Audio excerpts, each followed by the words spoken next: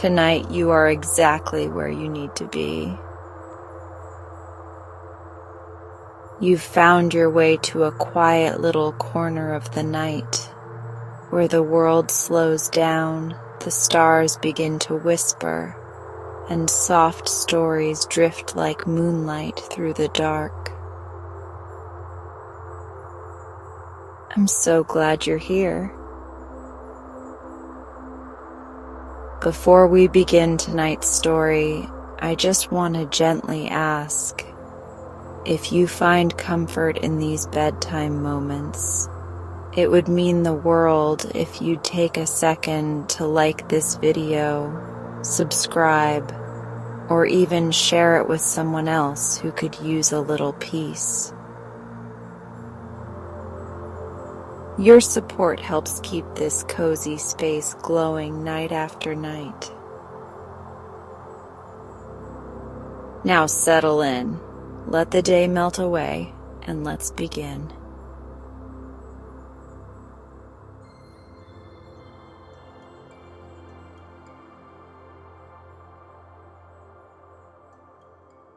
Once upon a time there lived an old man who dwelt with his son in a small hut on the edge of the plain.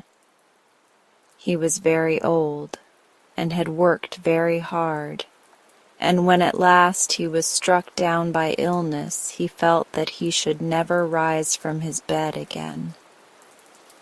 So, one day, he bade his wife summon their son, when he came back from his journey to the nearest town, where he had been to buy bread. "Come hither, my son," said he. "I know myself well to be dying, and I have nothing to leave you but my falcon, my cat, and my greyhound. But if you make good use of them, you will never lack food. Be good to your mother, as you have been to me. And now farewell." Then he turned his face to the wall and died. There was great mourning in the hut for many days, but at length the son rose up, and calling to his greyhound, his cat, and his falcon, he left the house saying that he would bring back something for dinner. Wandering over the plain, he noticed a troop of gazelles and pointed to his greyhound to give chase. The dog soon brought down a fine fat beast, and slinging it over his shoulders, the young man turned homewards. On the way, however, he passed a pond, and as he approached, a cloud of birds flew into the air. Shaking his wrist, the falcon seated on it darted into the air and swooped down upon the quarry he had marked, which fell dead to the ground. The young man picked it up and put it in his pouch, and then went towards home again. Near the hut was a small barn in which he kept the produce of the little patch of corn which grew close to the garden. Here a rat ran out almost under his feet, followed by another and another, but quick as thought the cat was upon them, and not one escaped her. When all the rats were killed, the young man left the barn. He took the path leading to the door of the hut, but stopped on feeling a hand laid on his shoulder. "Young man," said the ogre, for such was the stranger, "you have been a good son, and you deserve the piece of luck which has befallen you this day. Come with me to that shining lake yonder, and fear nothing." Wondering a little at what might be going to happen to him, the youth did as the ogre bade him, and when they reached the shore of the lake, the ogre turned and said to him, "Step into the water and shut your eyes. You will find yourself sinking slowly to the bottom, but take courage. All will go well." Only bring up as much silver as you can carry, and we will divide it between us." So the young man stepped bravely into the lake and felt himself sinking, sinking, till he reached firm ground at last. In front of him lay 4 heaps of silver, and in the midst of them a curious white shining stone, marked over with strange characters, such as he had never seen before. He picked it up in order to examine it more closely, and as he held it, the stone spoke. "As long as you hold me, all your wishes will come true," it said. "But hide me in your turban, and then call to the ogre that you are ready to come up." In a few minutes, the young man stood again by the shores of the lake. "Well, where is the silver?" asked the ogre, who was awaiting him. "Ah, my father, how can I tell you? So bewildered was I, and so dazzled with the splendors of everything I saw, that I stood like a statue, unable to move. Then, hearing steps approaching, I got frightened, and called to you, as you know." "You are no better than the rest," cried the ogre, and turned away in a rage. When he was out of sight, the young man took the stone from his turban and looked at it. "I want the finest camel that can be found, and the most splendid garments," said he. "Shut your eyes, then," replied the stone, and he shut them. And when he opened them again, the camel that he had wished for was standing before him, while the festal robes of a desert prince hung from his shoulders. Mounting the camel, he whistled the falcon to his wrist, and, followed by his greyhound and his cat, he started homewards. His mother was sewing at her door when this magnificent stranger rode up, and filled with surprise, she bowed low before him. "Don't you know me, mother?" he said with a laugh. And on hearing his voice, the good woman nearly fell to the ground with astonishment. "How have you got that camel and those clothes?" asked she. "Can a son of mine have committed murder in order to possess them?" "Do not be afraid. They are quite honestly come by," answered the youth. "I will explain all by and by. But now you must go to the palace and tell the king I wish to marry his daughter." At these words, the mother thought her son had certainly gone mad, and stared blankly at him. The young man guessed what was in her heart, and replied with a smile, "Fear nothing. Promise all that he asks. It will be fulfilled somehow." So she went to the palace, where she found the king sitting in the hall of justice, listening to the petitions of his people. The woman waited until all had been heard and the hall was empty, and then went up and knelt before the throne. "My son has sent me to ask for the hand of the princess," said she. The king looked at her and thought that she was mad, but instead of ordering his guards to turn her out, he answered gravely, "Before he can marry the princess, he must build me a palace of ice, which can be warmed with fires, and wherein the rarest singing birds can live." "It shall be done, your majesty," said she, and got up and left the hall. Her son was anxiously awaiting her outside the palace gates, dressed in the clothes that he wore every day. "Well, "What have I got to do?" he asked impatiently, drawing his mother aside so that no one could overhear them. "Oh, something quite impossible, and I hope you will put the princess out of your head," she replied. "Well, but what is it?" persisted he.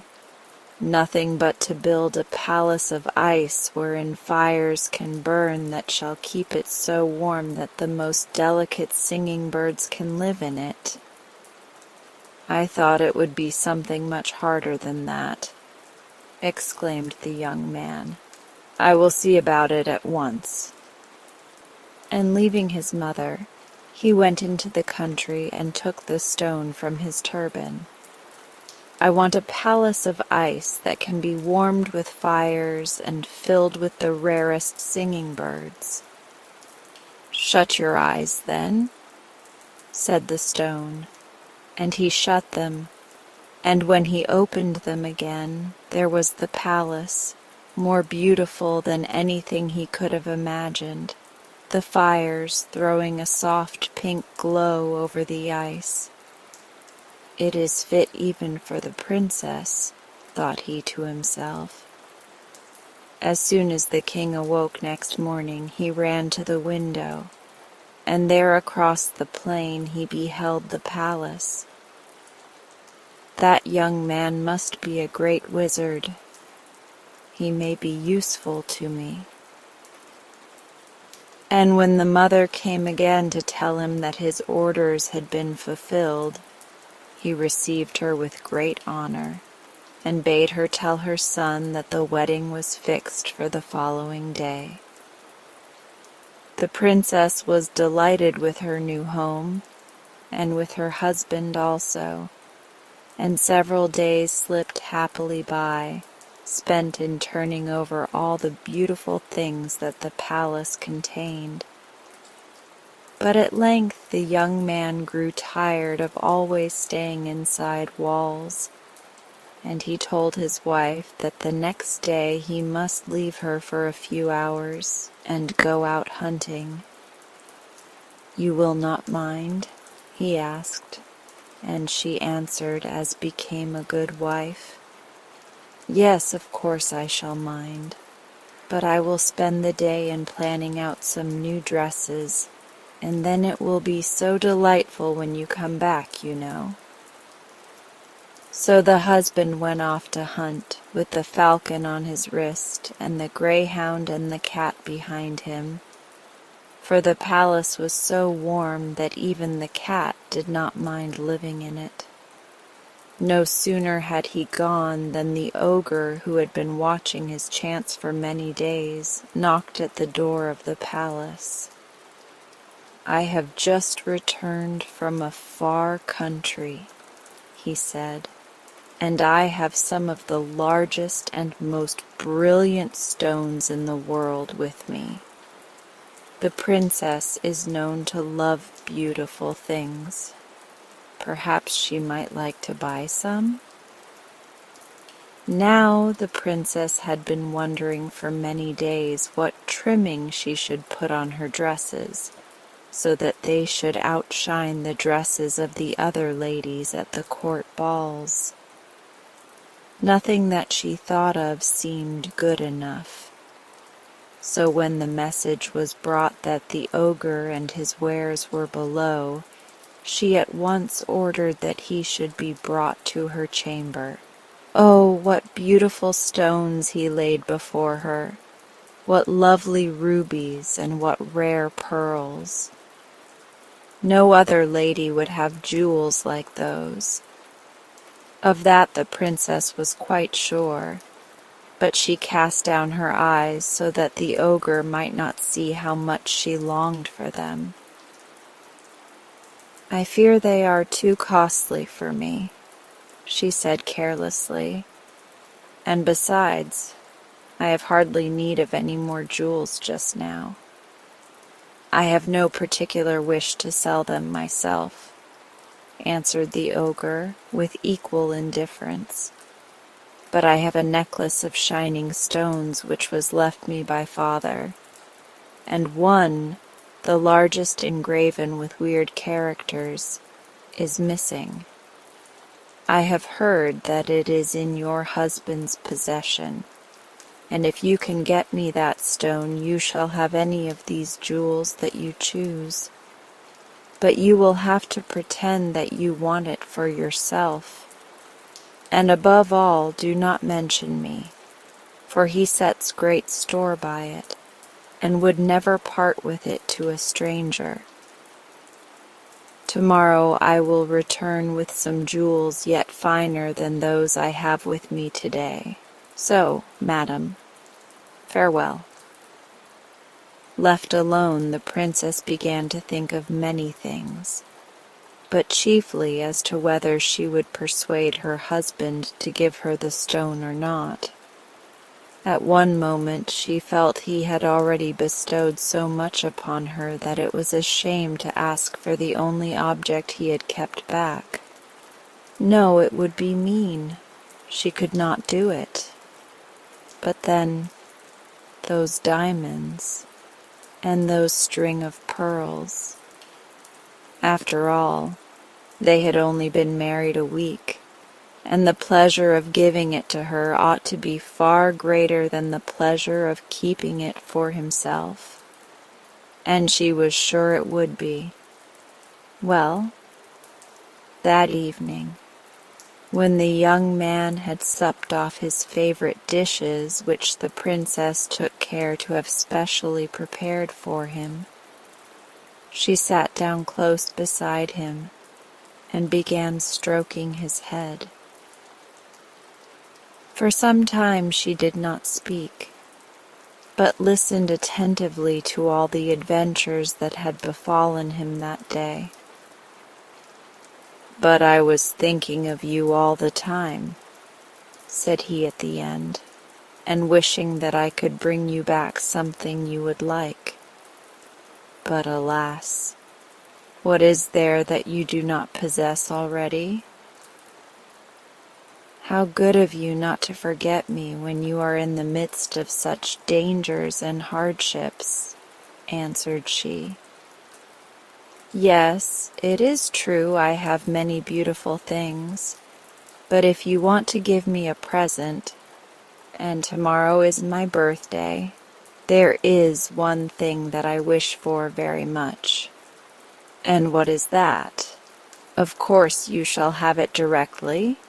he asked eagerly. "It is that bright stone which fell out of the folds of your turban a few days ago," she answered, playing with his finger.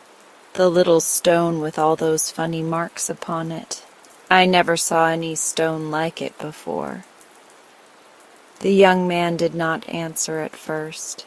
Then he said slowly, "I have promised, and therefore I must perform.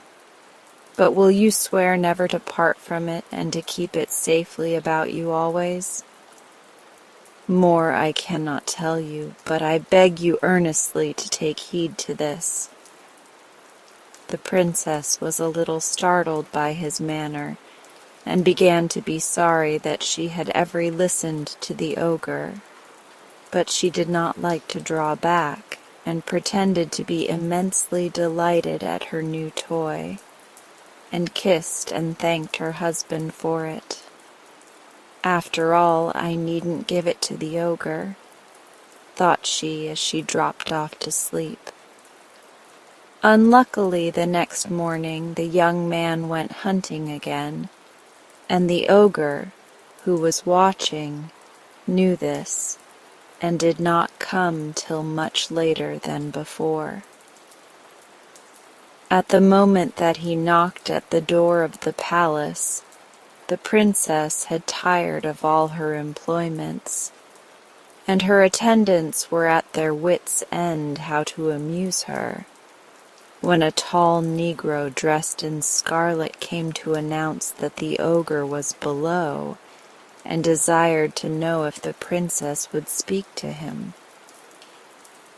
"Bring him hither at once," cried she, springing up from her cushions and forgetting all her resolves of the previous night. In another moment she was bending with rapture over the glittering gems. "Have you got it?" asked the ogre in a whisper, for the princess's ladies were standing as near as they dared to catch a glimpse of the beautiful jewels. "Yes, here," she answered, slipping the stone from her sash and placing it among the rest. Then she raised her voice and began to talk quickly of the prices of the chains and necklaces, and after some bargaining to deceive the attendants, she declared that she liked one string of pearls better than all the rest, and that the ogre might take away the other things, which were not half as valuable as he supposed. "As you please, madam," said he, bowing himself out of the palace. Soon after he had gone, a curious thing happened. The princess carelessly touched the wall of her room, which was wont to reflect the warm red light of the fire on the hearth, and found her hand quite wet. She turned round, and was it her fancy? Or did the fire burn more dimly than before? Hurriedly she passed into the picture gallery, where pools of water showed here and there on the floor, and a cold chill ran through her whole body. At that instant her frightened ladies came running down the stairs, crying, "Madam, madam, what has happened? The palace is disappearing under our eyes." "My husband will be home very soon," answered the princess, who, though nearly as much frightened as her ladies, felt that she must set them a good example. "Wait till then, and he will tell us what to do." So they waited, seated on the highest chairs they could find, wrapped in their warmest garments, and with piles of cushions under their feet, while the poor birds flew with numbed wings hither and thither, till they were so lucky as to discover an open window in some forgotten corner. Through this they vanished, and were seen no more. At last, when the princess and her ladies had been forced to leave the upper rooms, where the walls and floors had melted away, and to take refuge in the hall, the young man came home. He had ridden back along a winding road from which he did not see the palace till he was close upon it, and stood horrified at the spectacle before him. He knew in an instant that his wife must have betrayed his trust, but he would not reproach her, as she must be suffering enough already. Hurrying on, he sprang over all that was left of the palace walls, and the princess gave a cry of relief at the sight of him. "Come quickly," he said, "or you will be frozen to death."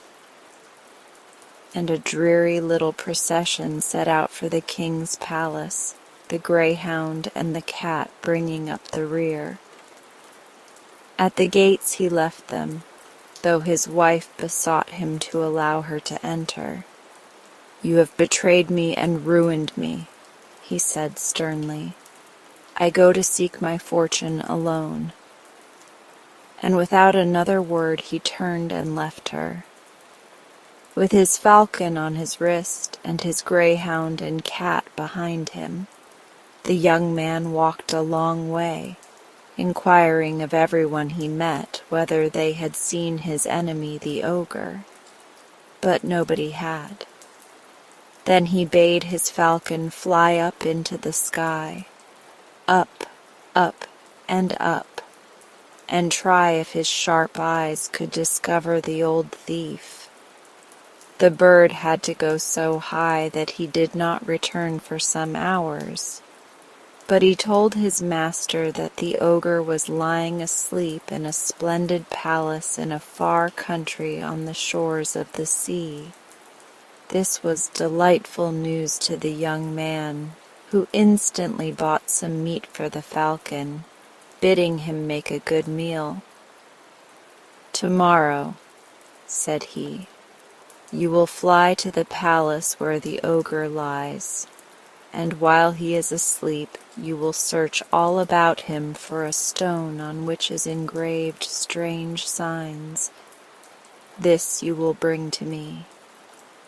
In 3 days I shall expect you back here."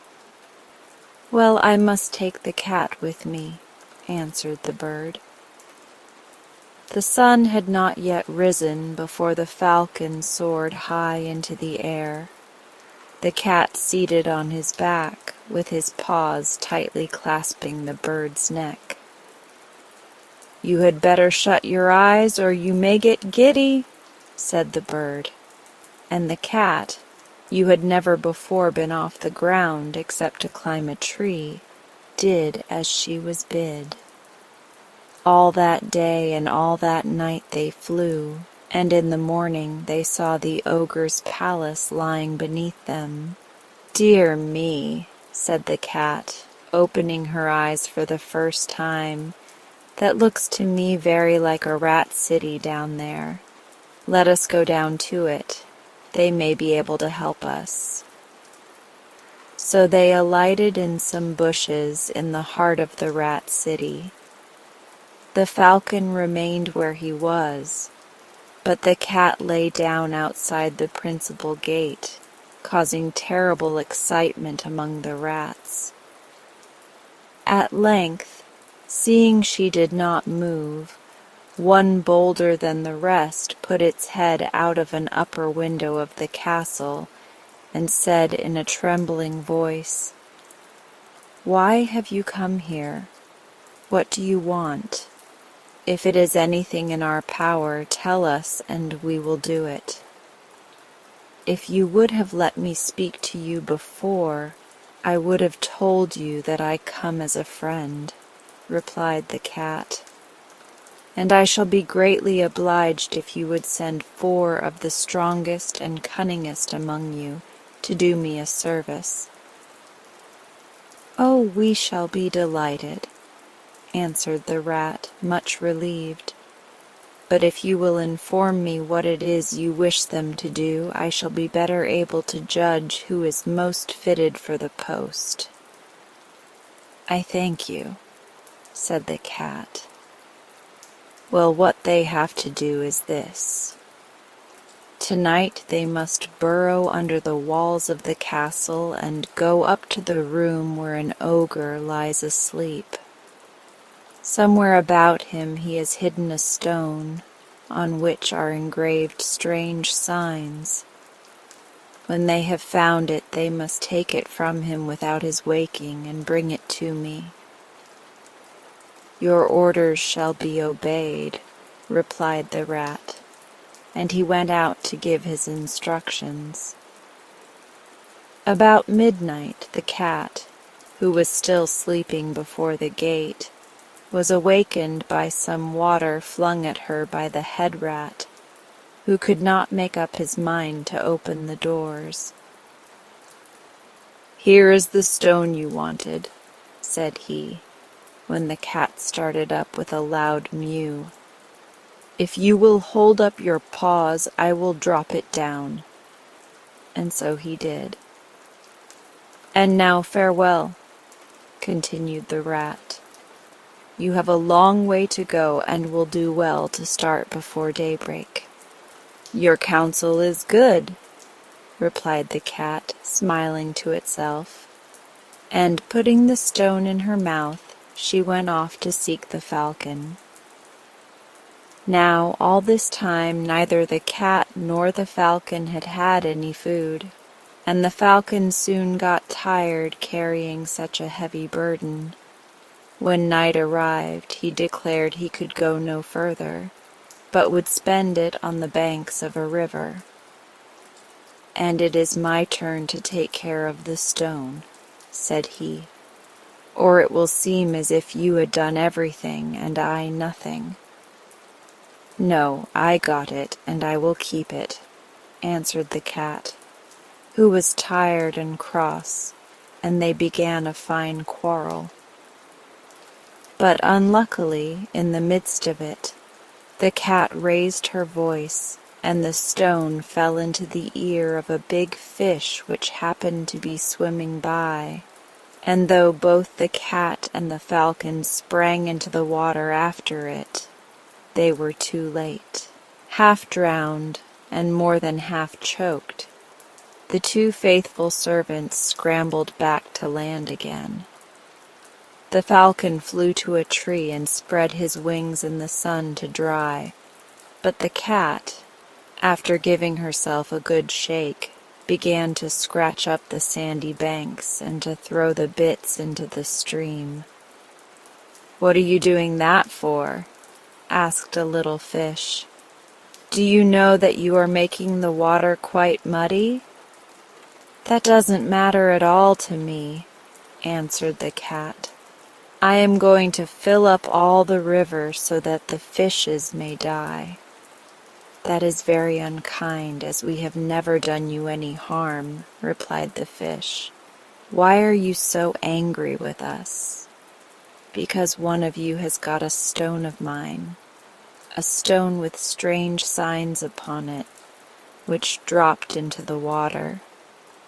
If you will promise to get it back for me, why, perhaps I will leave your river alone."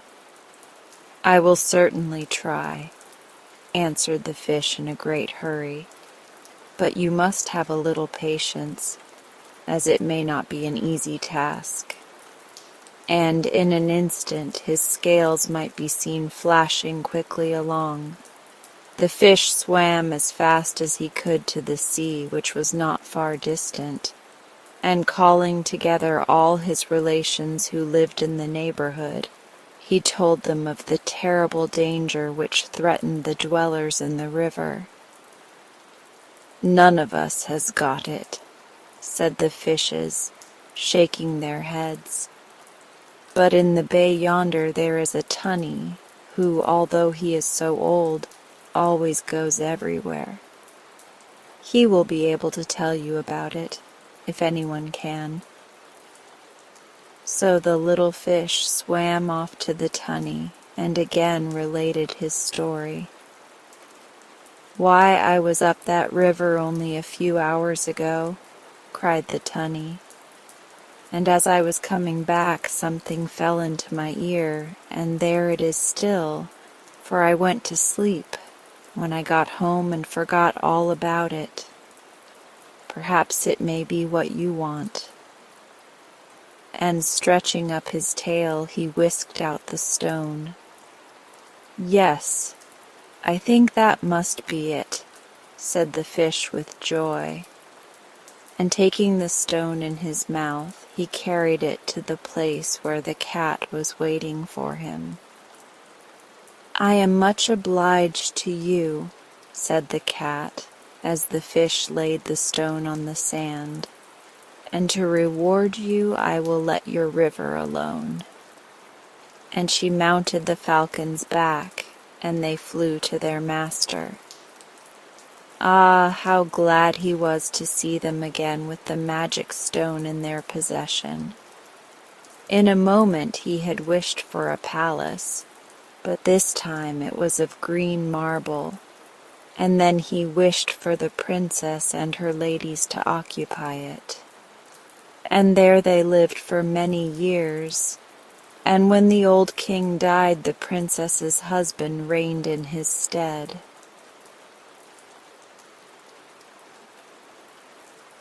No one intended to leave Martha alone that afternoon, but it happened that everyone was called away for one reason or another. Mrs. McFarland was attending the weekly card party held by the Women's Anti-Gambling League. Sister Nell's young man had called quite unexpectedly to take her for a long drive. Papa was at the office as usual, It was Mary Ann's day out. As for Emmeline, she certainly should have stayed in the house and looked after the little girl, but Emmeline had a restless nature. "Would you mind, miss, if I just crossed the alley to speak a word to Mrs. Carleton's girl?" she asked Martha. "Course not," replied the child. "You'd better lock the back door, though, and take the key, for I shall be upstairs." "Oh, I'll do that, of course, miss," said the delighted maid, and ran away to spend the afternoon with her friend, leaving Martha quite alone in the big house and locked in into the bargain. The little girl read a few pages in her new book, sewed a few stitches in her embroidery, and started to play visiting with her 4 favorite dolls. Then she remembered that in the attic was a doll's playhouse that hadn't been used for months, so she decided she would dust it and put it in order. Filled with this idea, the girl climbed the winding stairs to the big room under the roof. It was well lighted by 3 dormer windows and was warm and pleasant. Around the walls were rows of boxes and trunks, piles of old carpeting, pieces of damaged furniture, bundles of discarded clothing, and other odds and ends of more or less value.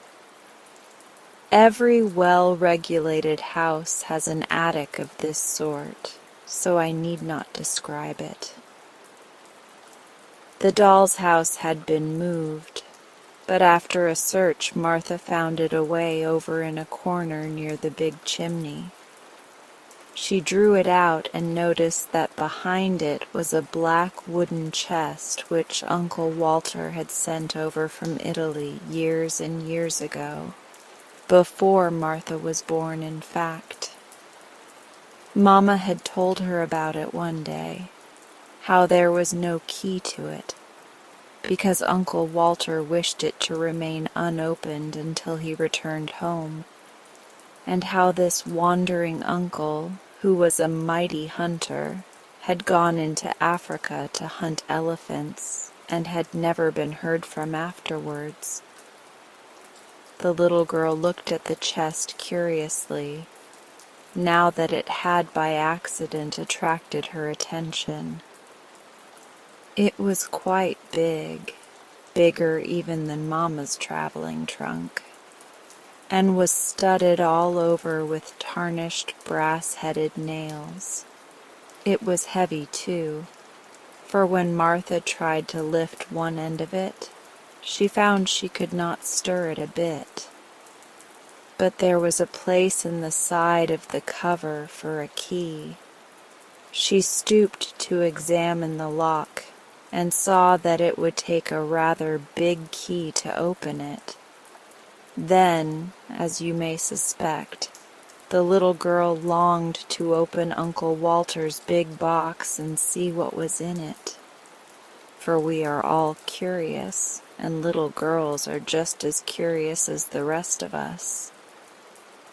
"I don't believe Uncle Walter'll ever come back," she thought. "Papa said once that some elephant must have killed him. If I only had a key."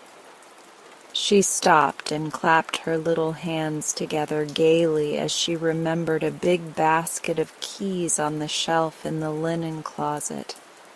They were of all sorts and sizes. Perhaps one of them would unlock the mysterious chest.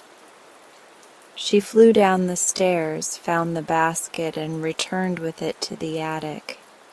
Then she sat down before the brass-studded box and began trying one key after another in the curious old lock.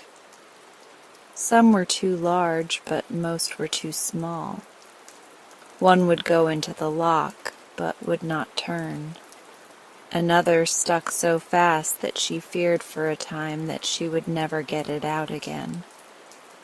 But at last, when the basket was almost empty, an oddly shaped ancient brass key slipped easily into the lock.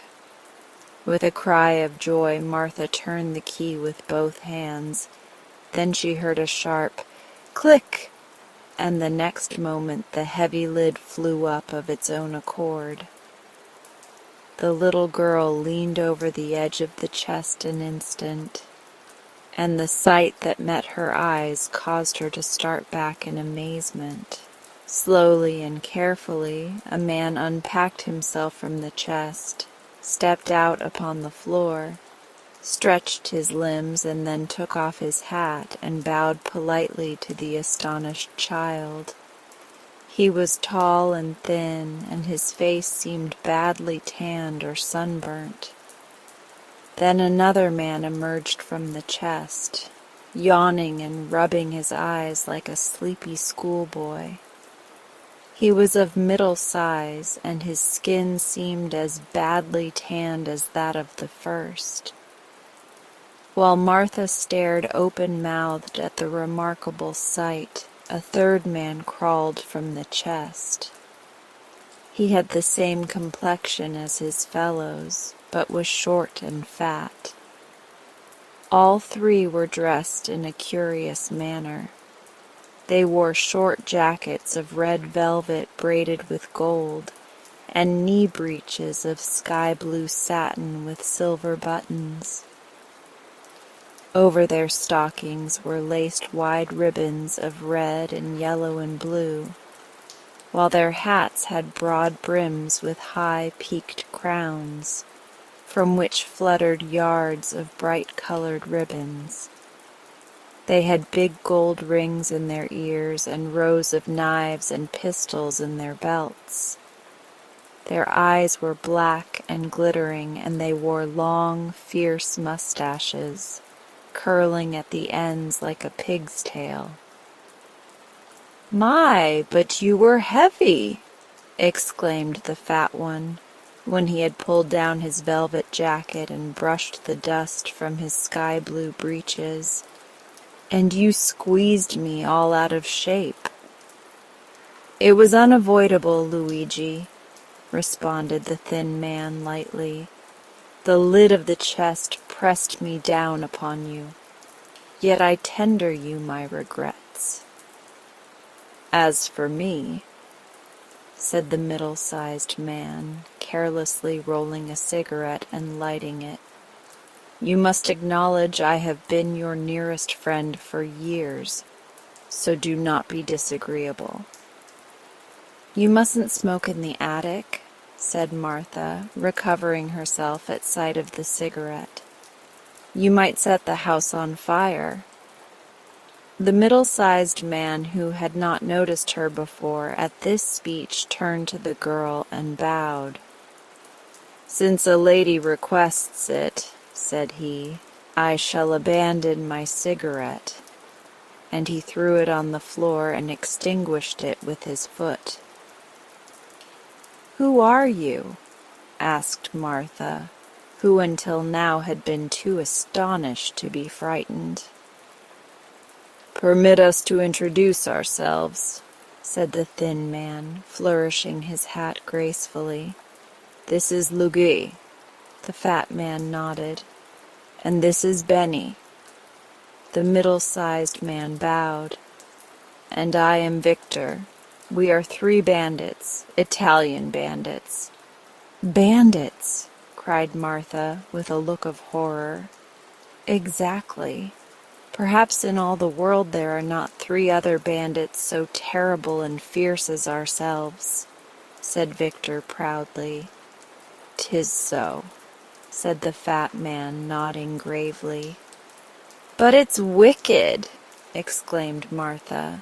"Yes, indeed," replied Victor. "We are extremely and tremendously wicked. Perhaps in all the world you could not find 3 men more wicked than those who now stand before you." "'Tis so," said the fat man approvingly. "But you shouldn't be so wicked," said the girl. It's naughty." Victor cast down his eyes and blushed. "Naughty," gasped Benny with a horrified look. "'Tis a hard word," said Luigi sadly, and buried his face in his hands. "I little thought," murmured Victor in a voice broken by emotion, "ever to be so reviled, and by a lady. Yet perhaps you spoke thoughtlessly. You must consider, miss, that our wickedness has an excuse. For how are we to be bandits, let me ask, unless we are wicked?" Martha was puzzled and shook her head thoughtfully. Then she remembered something. "You can't remain bandits any longer," said she, "because you are now in America." "America!" cried the three together. "Certainly. You are on Prairie Avenue in Chicago. Uncle Walter sent you here from Italy in this chest." The bandits seemed greatly bewildered by this announcement. Luigi sat down on an old chair with a broken rocker and wiped his forehead with a yellow silk handkerchief. Benny and Victor fell back upon the chest and looked at her with pale faces and staring eyes. When he had somewhat recovered himself, Victor spoke. "Your Uncle Walter has greatly wronged us," he said reproachfully.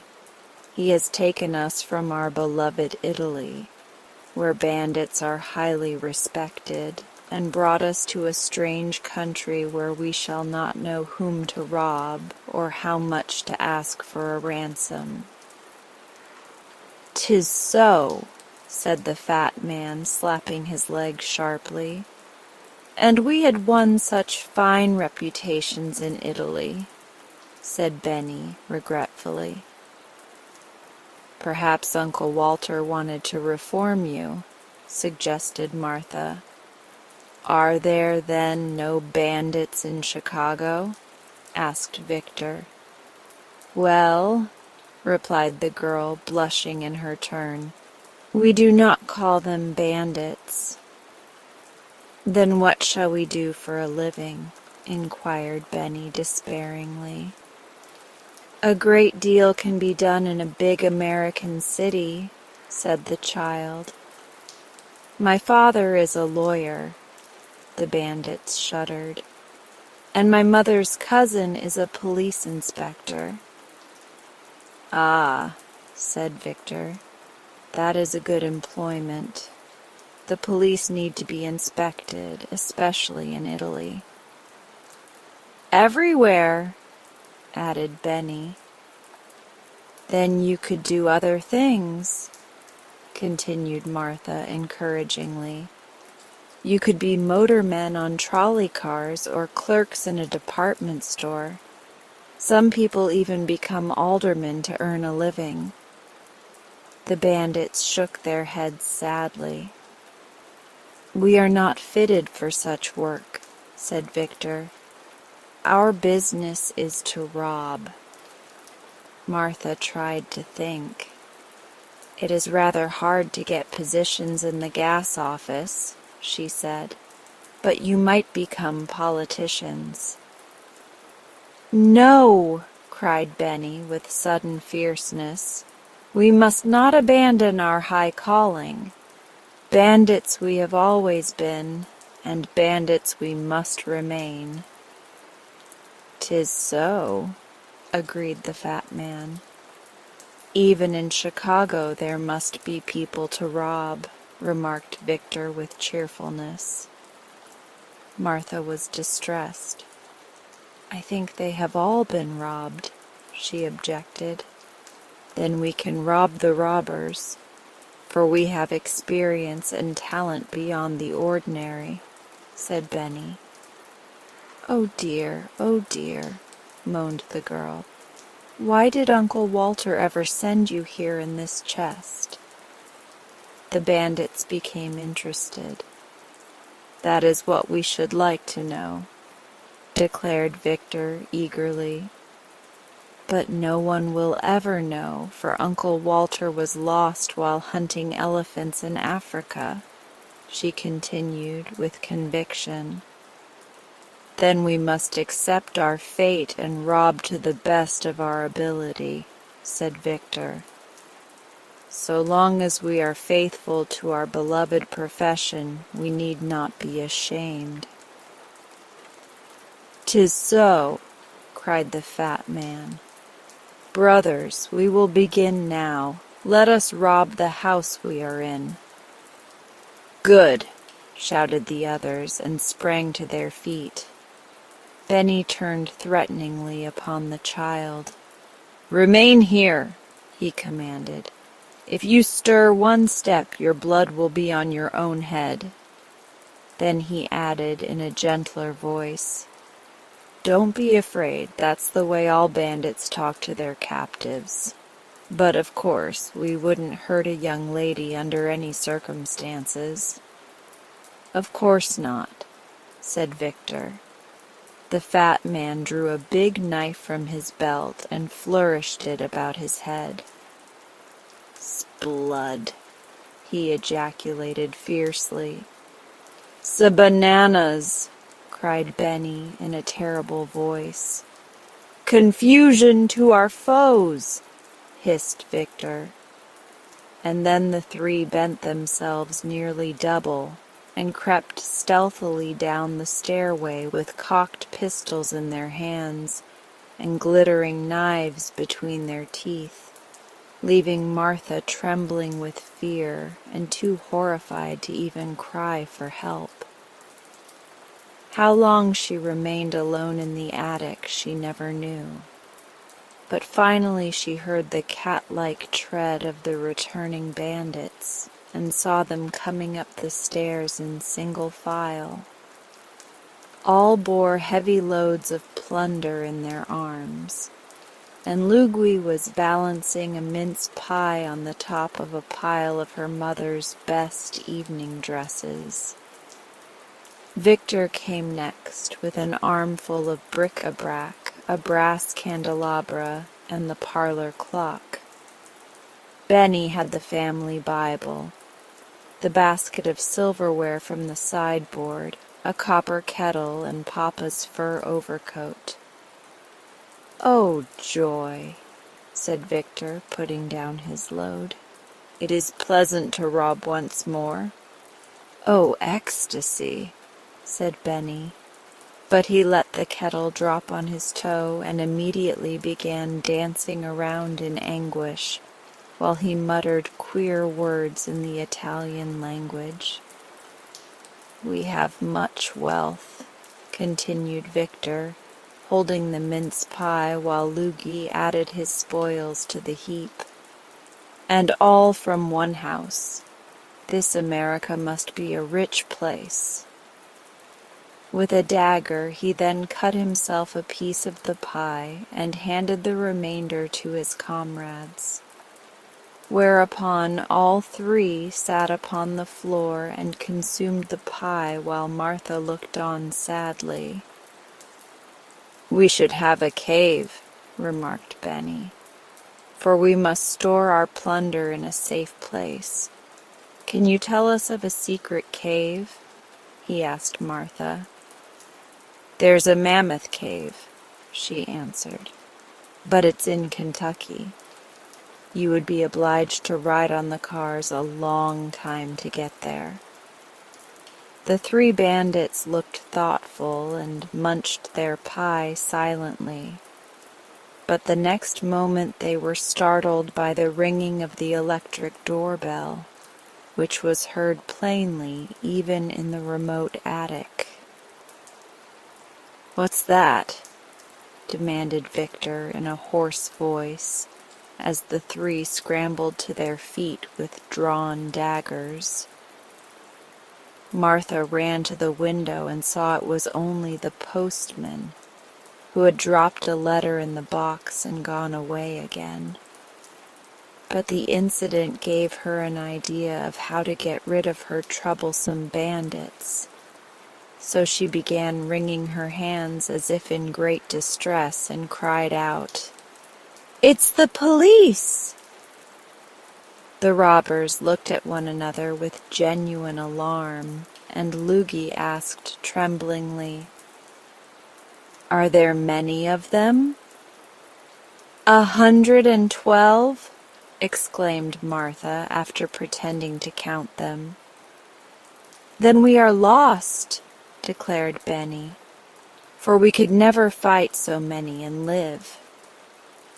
"Are they armed?" inquired Victor, who was shivering as if cold. "Oh, yes," said she.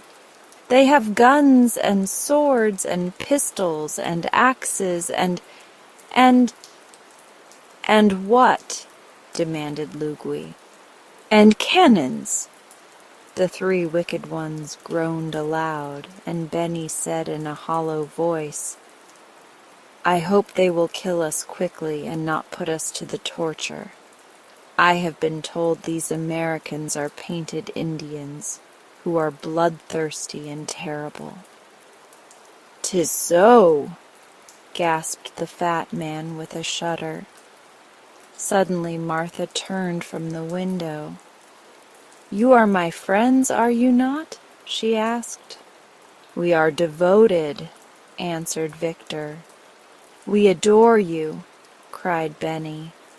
"We would die for you," added Lugui, thinking he was about to die anyway. "Then I will save you," said the girl. "How?" asked the three with one voice. "Get back into the chest," she said. "I will then close the lid, so they will be unable to find you." They looked around the room in a dazed and irresolute way, but she exclaimed, "You must be quick. They will soon be here to arrest you." Then Lugai sprang into the chest and lay flat upon the bottom. Benny tumbled in next and packed himself in the backside. Victor followed after pausing to kiss her hand to the girl in a graceful manner. Then Martha ran up to press down the lid, but could not make it catch. "You must squeeze down," she said to them. Lugui groaned. "I am doing my best, miss," said Victor, who was nearest the top. "But although we fitted in very nicely before, the chest now seems rather small for us." "'Tis so," came the muffled voice of the fat man from the bottom. "I know what takes up the room," said Benny. "What?" inquired Victor anxiously. "The pie," returned Benny. "'Tis so," came from the bottom, in faint accents. Then Martha sat upon the lid and pressed it down with all her weight. To her great delight the lock caught, and springing down, she exerted all her strength and turned the key. This story should teach us not to interfere in matters that do not concern us. For had Martha refrained from opening Uncle Walter's mysterious chest, she would not have been obliged to carry downstairs all the plunder the robbers had brought into the attic. An accomplished wizard once lived on the top floor of a tenement house and passed his time in thoughtful study and studious thought. What he didn't know about wizardry was hardly worth knowing, for he possessed all the books and recipes of all the wizards who had lived before him, and moreover, he had invented several wizardments himself. This admirable person would have been completely happy, but for the numerous interruptions to his studies caused by folk who came to consult him about their troubles, in which he was not interested. and by the loud knocks of the iceman, the milkman, the baker's boy, the laundryman, and the peanut woman. He never dealt with any of these people, but they rapped at his door every day to see him about this or that, or to try to sell him their wares. Just when he was most deeply interested in his books or engaged in watching the bubbling of a cauldron, there would come a knock at his door. And after sending the intruder away, he always found he had lost his train of thought or ruined his compound. At length, these interruptions aroused his anger, and he decided he must have a dog to keep people away from his door. He didn't know where to find a dog, but in the next room lived a poor glass blower with whom he had a slight acquaintance. So he went into the man's apartment and asked, "Where can I find a dog?" "What sort of a dog?" inquired the glass blower.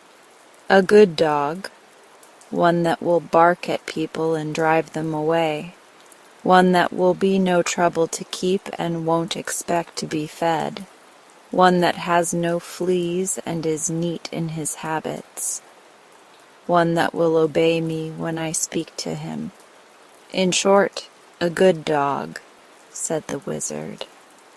"Such a dog is hard to find," returned the glass blower, who was busy making a blue glass flower pot with a pink glass rose bush in it, having green glass leaves and yellow glass roses.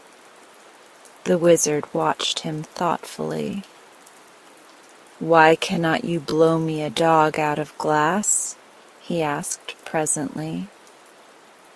"I can," declared the glass blower, "but it would not bark at people, you know." "Oh, I'll fix that easily enough," replied the other.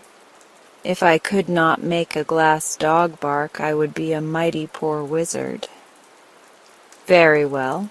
If you can use a glass dog, I'll be pleased to blow one for you. Only you must pay for my work." "Certainly," agreed the wizard. "But I have none of that horrid stuff you call money.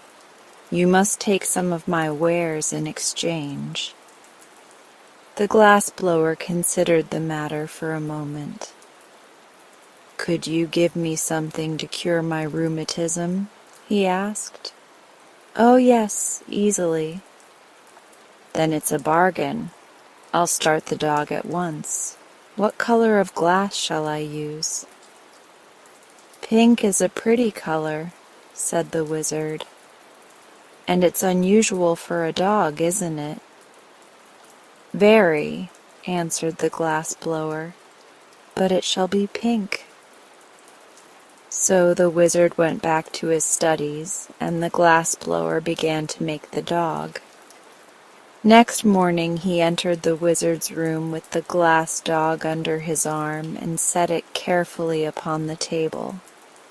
It was a beautiful pink in color, with a fine coat of spun glass, and about its neck was twisted a blue glass ribbon. Its eyes were specks of black glass and sparkled intelligently, as do many of the glass eyes worn by men. The wizard expressed himself pleased with the glass blower's skill, and at once handed him a small vial. "This will cure your rheumatism," he said. "But the vial is empty," protested the glass blower. "Oh no, there is one drop of liquid in it," was the wizard's reply. "Will one drop cure my rheumatism?" inquired the glass blower in wonder. "Most certainly. That is a marvelous remedy. The one drop contained in the vial will cure instantly any kind of disease ever known to humanity. Therefore it is especially good for rheumatism. But guard it well, for it is the only drop of its kind in the world, and I've forgotten the recipe." "Thank you," said the glass blower, and went back to his room. Then the wizard cast a wizzy spell and mumbled several very learned words in the wizardese language over the glass dog, whereupon the little animal first wagged its tail from side to side, then winked his left eye knowingly, and at last began barking in a most frightful manner. That is, when you stop to consider the noise came from a pink glass dog. There is something almost astonishing in the magic arts of wizards, unless, of course, you know how to do the things yourself, when you are not expected to be surprised at them. The wizard was as delighted as a school teacher at the success of his spell, although he was not astonished. Immediately he placed the dog outside his door, where it would bark at anyone who dared knock and so disturb the studies of its master. The glass blower, on returning to his room, decided not to use the one drop of wizard cure-all just then. "My rheumatism is better today," he reflected, "and I will be wise to save the medicine for a time when I am very ill, when it will be of more service to me." So he placed the vial in his cupboard and went to work blowing more roses out of glass. Presently he happened to think the medicine might not keep, so he started to ask the wizard about it. But when he reached the door, the glass dog barked so fiercely that he dared not knock, and returned in great haste to his own room. Indeed, the poor man was quite upset at so unfriendly a reception from the dog he had himself so carefully and skillfully made. The next morning, as he read his newspaper, he noticed an article stating that the beautiful Miss Midas, the richest young lady in town, was very ill, and the doctors had given up hope of her recovery. The glass blower, although miserably poor, hard-working, and homely of feature, was a man of ideas. He suddenly recollected his precious medicine, and determined to use it to better advantage than relieving his own ills. He dressed himself in his best clothes, brushed his hair and combed his whiskers, washed his hands and tied his necktie, blackened his shoes and sponged his vest, and then put the vial of magic cure-all in his pocket. Next he locked his door, went downstairs and walked through the streets to the grand mansion where the wealthy Miss Midas resided. The butler opened the door and said, "No soap, no chromos, no vegetables, no hair oil, no books, no baking powder. My young lady is dying, and we're well supplied for the funeral." The glass blower was grieved at being taken for a peddler. "My friend," he began proudly, but the butler interrupted him, saying, "No tombstones either, there's a family graveyard and the monument's built." "The graveyard won't be needed if you will permit me to speak," said the glass blower. "No doctors, sir. They've given up my young lady, and she's given up the doctors," continued the butler calmly. "I'm no doctor," returned the glass blower, "nor are the others. But what is your errand?" "I called to cure your young lady by means of a magical compound." "Step in, please, and take a seat in the hall. I'll speak to the housekeeper," said the butler more politely. So he spoke to the housekeeper, and the housekeeper mentioned the matter to the steward, and the steward consulted the chef, and the chef kissed the lady's maid and sent her to see the stranger. Thus are the very wealthy hedged around with ceremony, even when dying. When the lady's maid heard from the glass blower that he had a medicine which would cure her mistress, she said, "I'm glad you came. But," said he, "if I restore your mistress to health, she must marry me." "I'll make inquiries and see if she's willing," answered the maid, and went at once to consult Miss Midas. The young lady did not hesitate an instant. "I'd marry any old thing rather than die," she cried. "Bring him here at once." So the glass blower came, poured the magic drop into a little water, gave it to the patient, and the next minute Miss Midas was as well as she had ever been in her life. "Dear me," she exclaimed, "I've an engagement at the Fritters' reception tonight. Bring my pearl-colored silk, Marie, and I will begin my toilet at once. And don't forget to cancel the order for the funeral flowers and your mourning gown." "But Miss Midas," remonstrated the glass blower who stood by, "you promised to marry me if I cured you."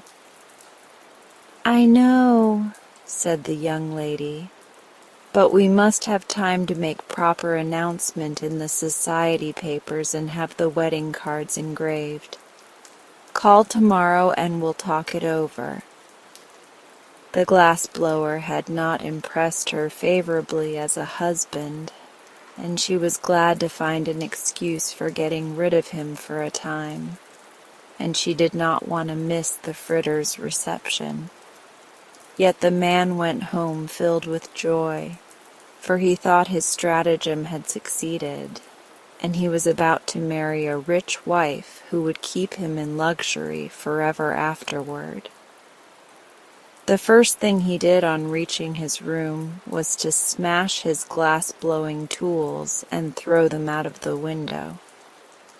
He then sat down to figure out ways of spending his wife's money. The following day he called upon Miss Midas, who was reading a novel and eating chocolate creams as happily as if she had never been ill in her life. "Where did you get the magic compound that cured me?" she asked. "From a learned wizard," said he, and then, thinking it would interest her, he told how he had made the glass dog for the wizard, and how it barked and kept everybody from bothering him. "How delightful," she said. "I've always wanted a glass dog that could bark." "But there is only one in the world," he answered, "and it belongs to the wizard." "You must buy it for me," said the lady. "The wizard cares nothing for money," replied the glass blower. "Then you must steal it for me," she retorted. "I can never live happily another day unless I have a glass dog that can bark." The glass blower was much distressed at this, but said he would see what he could do.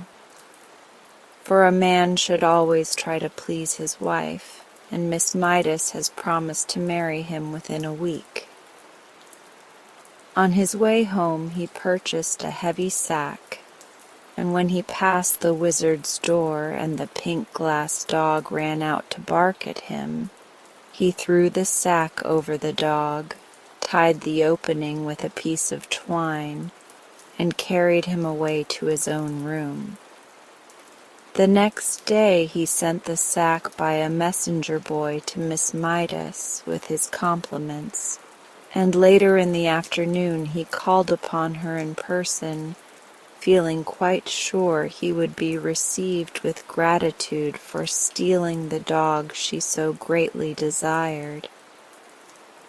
But when he came to the door and the butler opened it, what was his amazement to see the glass dog rush out and begin barking at him furiously. "Call off your dog!" he shouted in terror. "I can't, sir," answered the butler. "My young lady has ordered the glass dog to bark whenever you call here." "You'd better look out, sir," he added, "for if it bites you, you may have glassophobia." This so frightened the poor glass-blower that he went away hurriedly. But he stopped at a drug-store and put his last dime in the telephone box so he could talk to Miss Midas without being bitten by the dog. "Give me Pelf 6742, he called. "Hello? What is it?" said a voice. "I want to speak with Miss Midas," said the glass-blower. Presently a sweet voice said, "This is Miss Midas. What is it?" "Why have you treated me so cruelly and set the glass dog on me?" asked the poor fellow. "Well, to tell the truth," said the lady, "I don't like your looks. Your cheeks are pale and baggy, your hair is coarse and long, your eyes are small and red, your hands are big and rough, and you are bow-legged." "But I can't help my looks," pleaded the glass-blower, "and you really promised to marry me." "If you were better looking, I'd keep my promise," she returned. "But under the circumstances, you are no fit mate for me, and unless you keep away from my mansion, I shall set my glass dog on you." Then she dropped the phone and would have nothing more to say. The miserable glass-blower went home with a heart bursting with disappointment, and began tying a rope to the bedpost by which to hang himself. Someone knocked at the door, and upon opening it, he saw the wizard. "I've lost my dog," he announced. "Have you indeed?" replied the glass-blower, tying a knot in the rope. "Yes, someone has stolen him." "That's too bad," declared the glass-blower indifferently. "You must make me another," said the wizard. "But I cannot. I've thrown away my tools." "Then what shall I do?" asked the wizard. "I do not know, unless you offer a reward for the dog." "But I have no money," said the wizard. "Offer some of your compounds, then," suggested the glass-blower, who was making a noose in the rope for his head to go through. "The only thing I can spare," replied the wizard thoughtfully, "is a beauty powder." "What?" cried the glass-blower, throwing down the rope. "Have you really such a thing?" "Yes, indeed. Whoever takes the powder will become the most beautiful person in the world." "If you will offer that as a reward," said the glass-blower eagerly, "I'll try to find the dog for you, for above everything else I long to be beautiful. But I warn you the beauty will only be skin deep," said the wizard. "That's all right," replied the happy glass-blower. "When I lose my skin, I shan't care to remain beautiful." "Then tell me where to find my dog, and you shall have the powder," promised the wizard. So the glass blower went out and pretended to search, and by he returned and said, "I've discovered the dog. You will find him in the mansion of Miss Midas." The wizard went at once to see if this were true, and sure enough, the glass dog ran out and began barking at him. Then the wizard spread out his hands and chanted a magic spell which sent the dog fast asleep, when he picked him up and carried him to his own room on the top floor of the tenement house. Afterward he carried the beauty powder to the glass blower as a reward, and the fellow immediately swallowed it and became the most beautiful man in the world. The next time he called upon Miss Midas, there was no dog to bark at him, and when the young lady saw him, she fell in love with his beauty at once.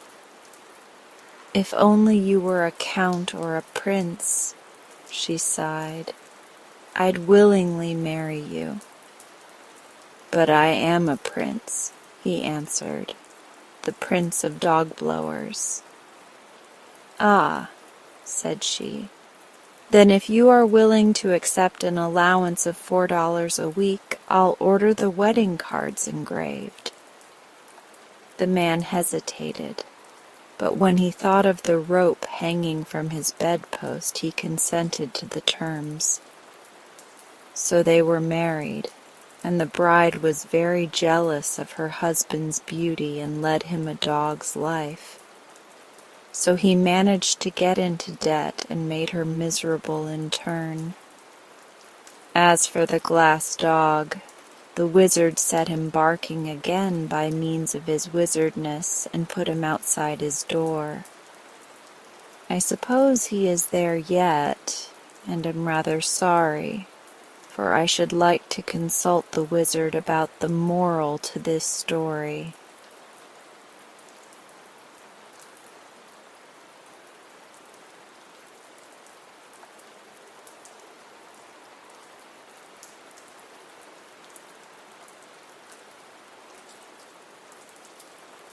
A king once died, as kings are apt to do, being as liable to shortness of breath as other mortals.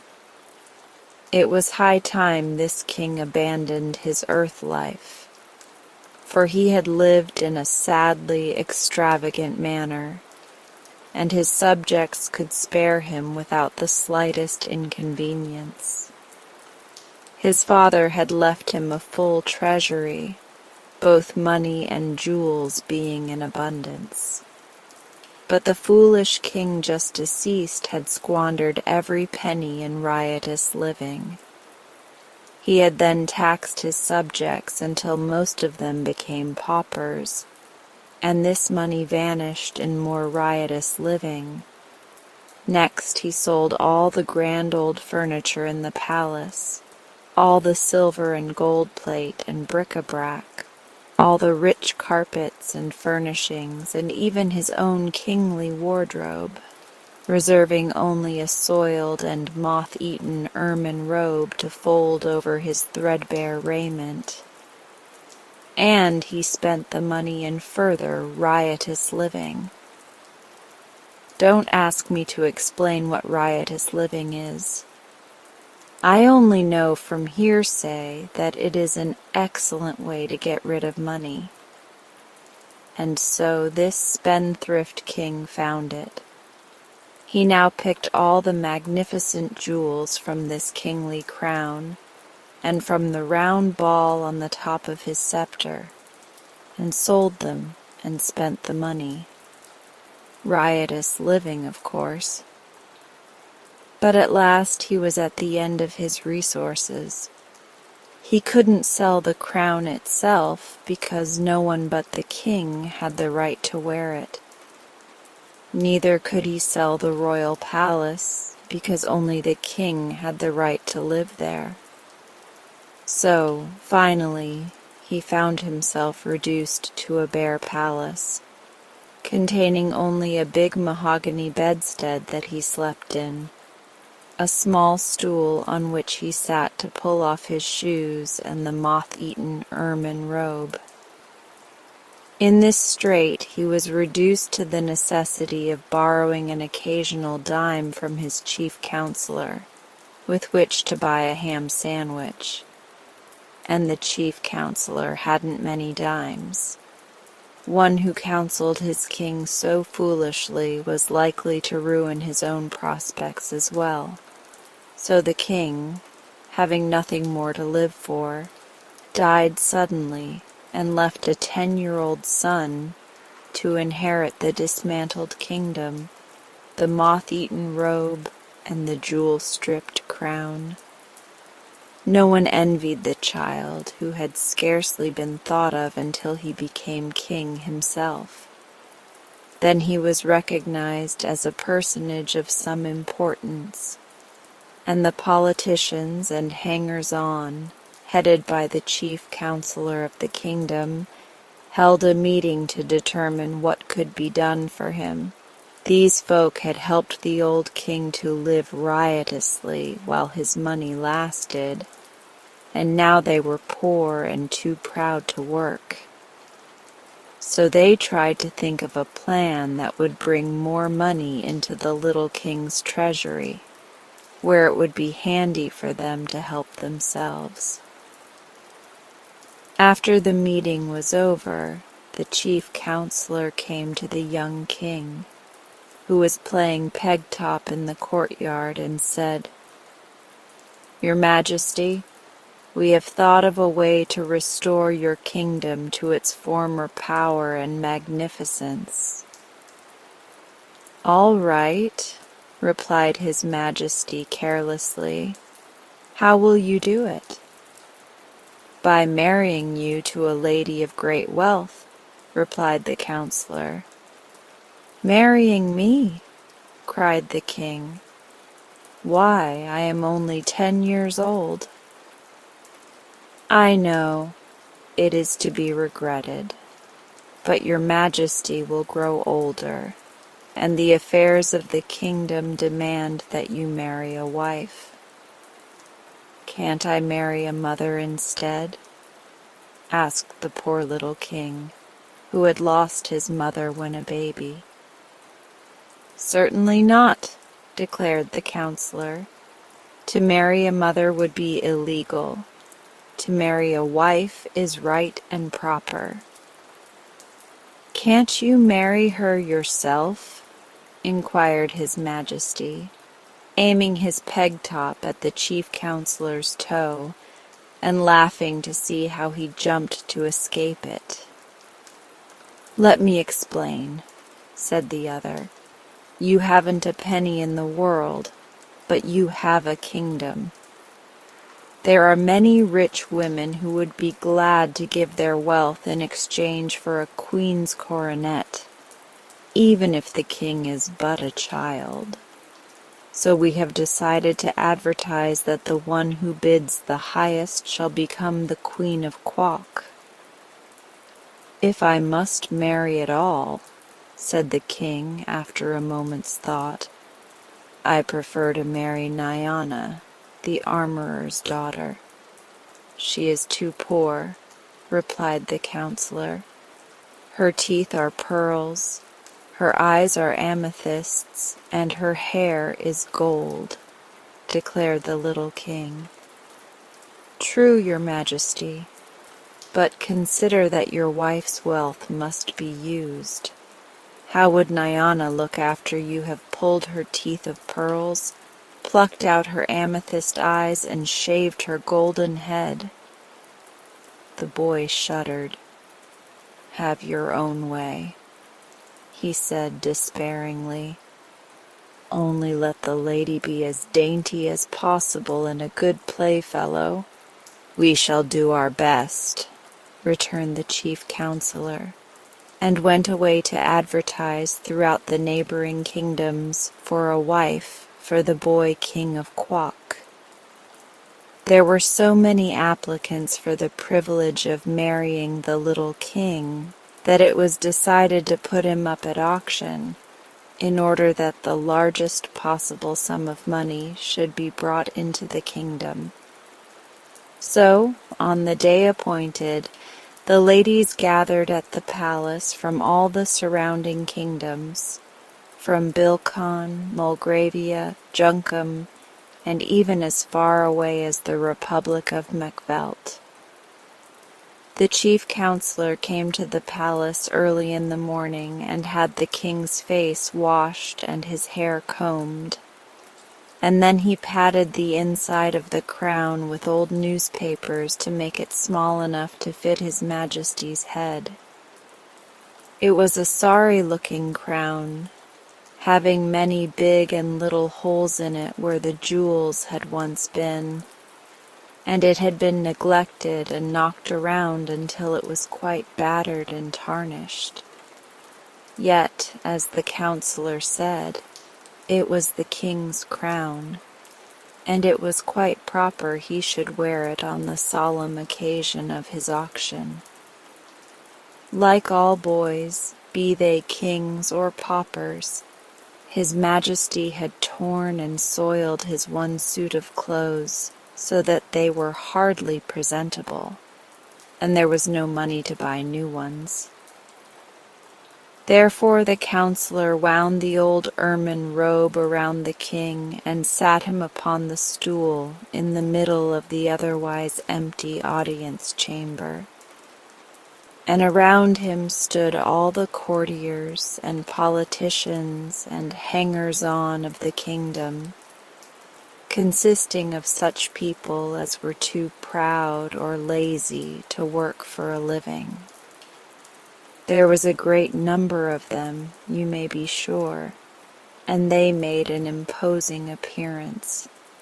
Then the doors of the audience chamber were thrown open, and the wealthy ladies who aspired to being Queen of Quock came trooping in. The king looked them over with much anxiety and decided they were each and all old enough to be his grandmother, and ugly enough to scare away the crows from the royal cornfields. After which he lost interest in them. But the rich ladies never looked at the poor little king squatting upon his stool. They gathered at once about the chief counselor who acted as auctioneer. "How much am I offered for the coronet of the Queen of Quock?" asked the counselor in a loud voice. "Where is the coronet?" inquired a fussy old lady who had just buried her 9th husband and was worth several millions. "There isn't any coronet at present," explained the chief counselor, "but whoever bids highest will have the right to wear one, and she can then buy it." "Oh," said the fussy old lady, "I see." Then she added, "I'll bid $14. $14,000, cried a sour-looking woman who was thin and tall and had wrinkles all over her skin. Like a frosted apple, the king thought. The bidding now became fast and furious, and the poverty-stricken courtiers brightened up as the sum began to mount into the millions. "He'll bring us a very pretty fortune after all," whispered one to his comrade, "and then we shall have the pleasure of helping him spend it." The king began to be anxious. All the women who looked at all kind-hearted or pleasant had stopped bidding for lack of money, and the slender old dame with the wrinkles seemed determined to get the coronet at any price, and with it the boy husband. This ancient creature finally became so excited that her wig got crosswise of her head, and her false teeth kept slipping out, which horrified the little king greatly, but she would not give up. At last the chief counselor ended the auction by crying out, "Sold to Marianne Brzezinski de la Porcus for $3,900,624.16. And the sour-looking old woman paid the money in cash and on the spot, which proves this is a fairy story. The king was so disturbed at the thought that he must marry this hideous creature that he began to wail and weep, whereupon the woman boxed his ears soundly. But the counselor reproved her for punishing her future husband in public, saying, "You are not married yet. Wait until tomorrow, after the wedding takes place. Then you can abuse him as much as you wish. But at present we prefer to have people think this is a love match." The poor king slept but little that night, so filled was he with terror of his future wife. Nor could he get the idea out of his head that he preferred to marry the armorer's daughter, who was about his own age. He tossed and tumbled around upon his hard bed until the moonlight came in at the window and lay like a great white sheet upon the bare floor. Finally, in turning over for the 100th time, his hand struck against a secret spring in the headboard of the big mahogany bedstead, and at once, with a sharp click, a panel flew open. The noise caused the king to look up, and seeing the open panel, he stood upon tiptoe and, reaching within, drew out a folded paper. It had several leaves fastened together like a book, and upon the first page was written, "When the king is in trouble, this leaf he must double and set it on fire to obtain his desire." This was not very good poetry, but when the king had spelled it out in the moonlight, he was filled with joy. "There's no doubt about my being in trouble," he exclaimed, "so I'll burn it at once and see what happens." He tore off the leaf and put the rest of the book in its secret hiding place. Then, folding the paper double, he placed it on the top of his stool, lighted a match, and set fire to it. It made a horrid smudge for so small a paper, and the king sat on the edge of the bed and watched it eagerly. When the smoke cleared away, he was surprised to see, sitting upon the stool, a round little man who, with folded arms and crossed legs, sat calmly facing the king and smoking a black briarwood pipe. "Well, here I am," said he. "So I see," replied the little king. "But how did you get here?" "Didn't you burn the paper?" demanded the round man by way of answer.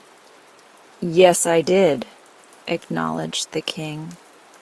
"Then you are in trouble, and I've come to help you out of it. I'm the slave of the royal bedstead." "Oh," said the king, "I didn't know there was one." "Neither did your father, or he would not have been so foolish as to sell everything he had for money. By the way, it's lucky for you he did not sell this bedstead. Now then, what do you want?" "I'm not sure what I want," replied the king, "but I know what I don't want, and that is the old woman who is going to marry me." "That's easy enough," said the slave of the royal bedstead. "All you need do is to return her the money she paid the chief counselor and declare the match off. Don't be afraid. You are the king, and your word is law." "To be sure," said the Majesty, "but I am in great need of money. How am I going to live if the chief counselor returns to Marianne Brzezinski her millions? Phoo! That's easy enough, again answered the man, and putting his hand in his pocket, he drew out and tossed to the king an old-fashioned leather purse. Keep that with you, said he, and you will always be rich, for you can take out of the purse as many 25-cent silver pieces as you wish, one at a time. No matter how often you take one out, another will instantly appear in its place within the purse. Thank you, said the king gratefully. You have rendered me a rare favor, for now I shall have money for all my needs and will not be obliged to marry anyone. Thank you 1,000 times.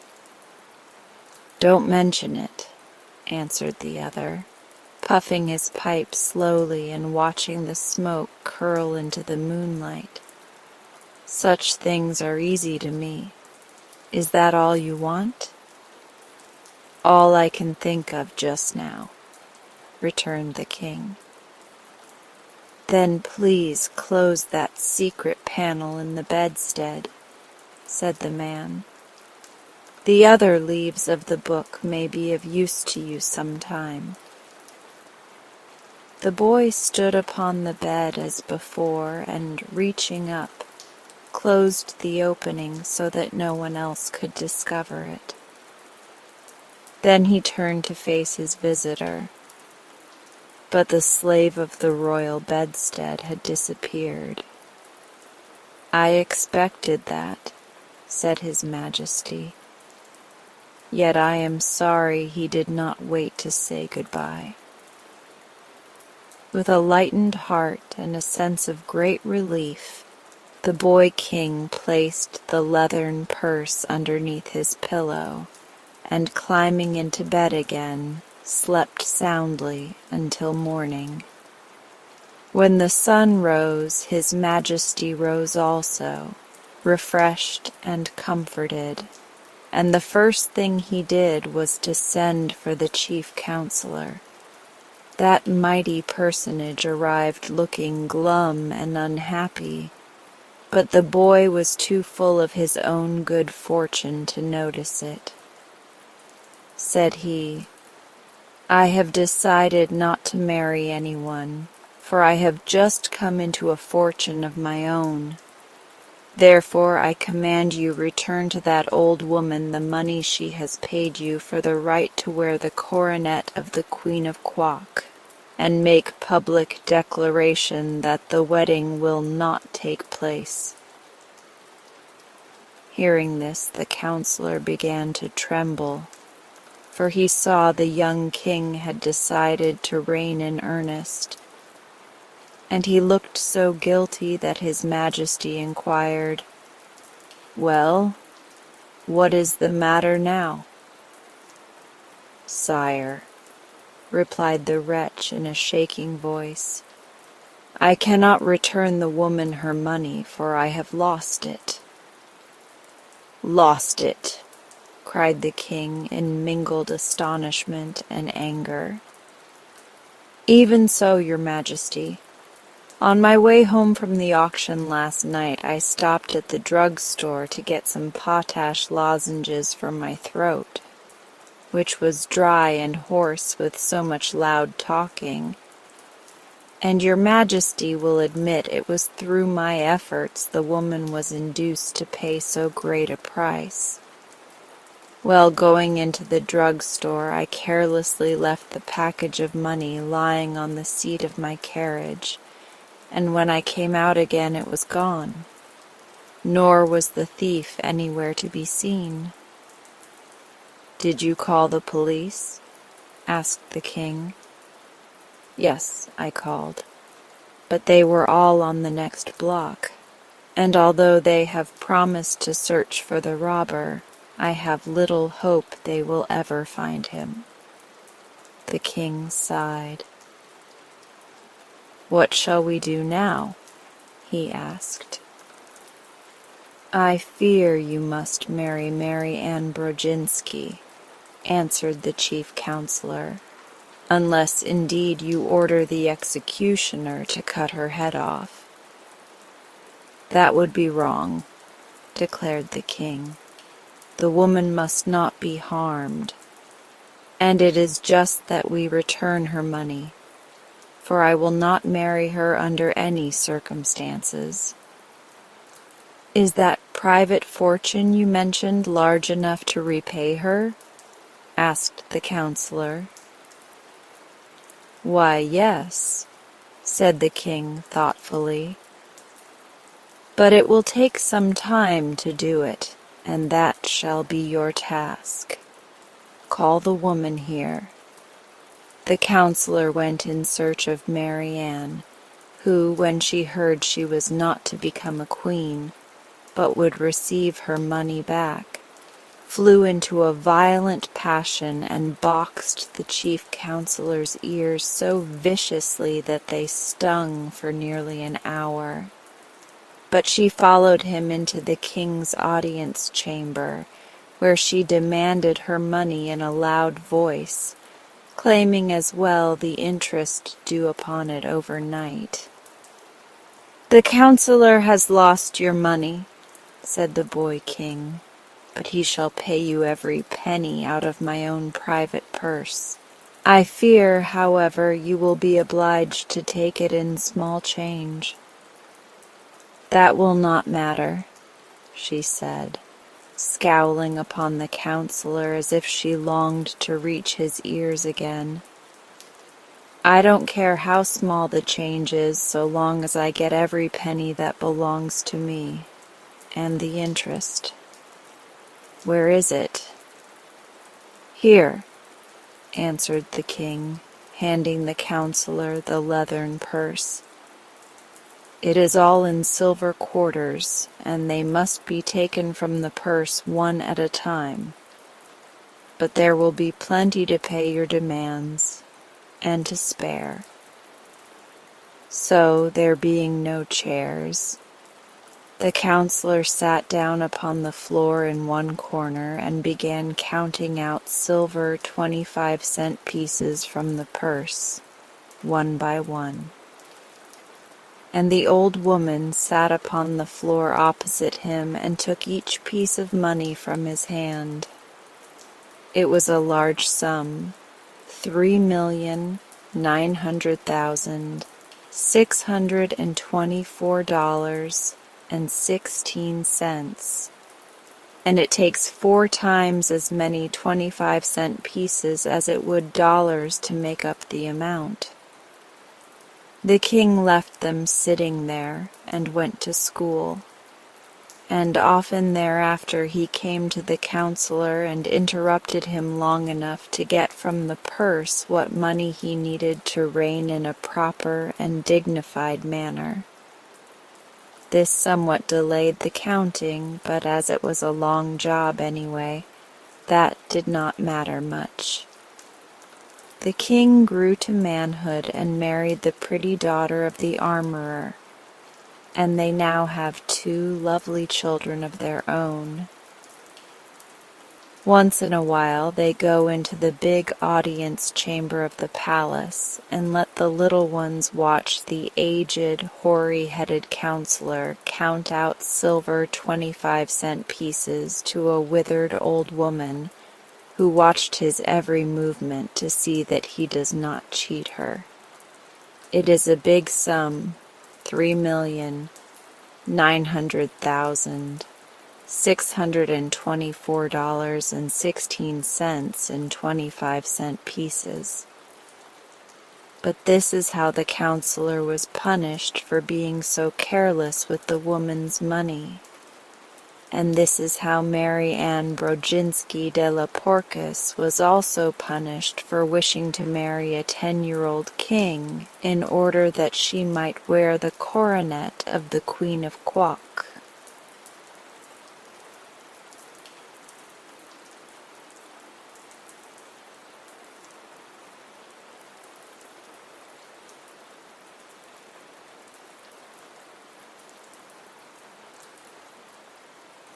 Mama had gone downtown to shop.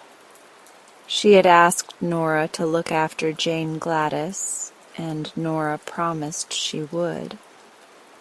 But it was her afternoon for polishing the silver, so she stayed in the pantry and left Jane Gladys to amuse herself alone in the big sitting room upstairs. The little girl did not mind being alone, for she was working on her first piece of embroidery, a sofa pillow for Papa's birthday present.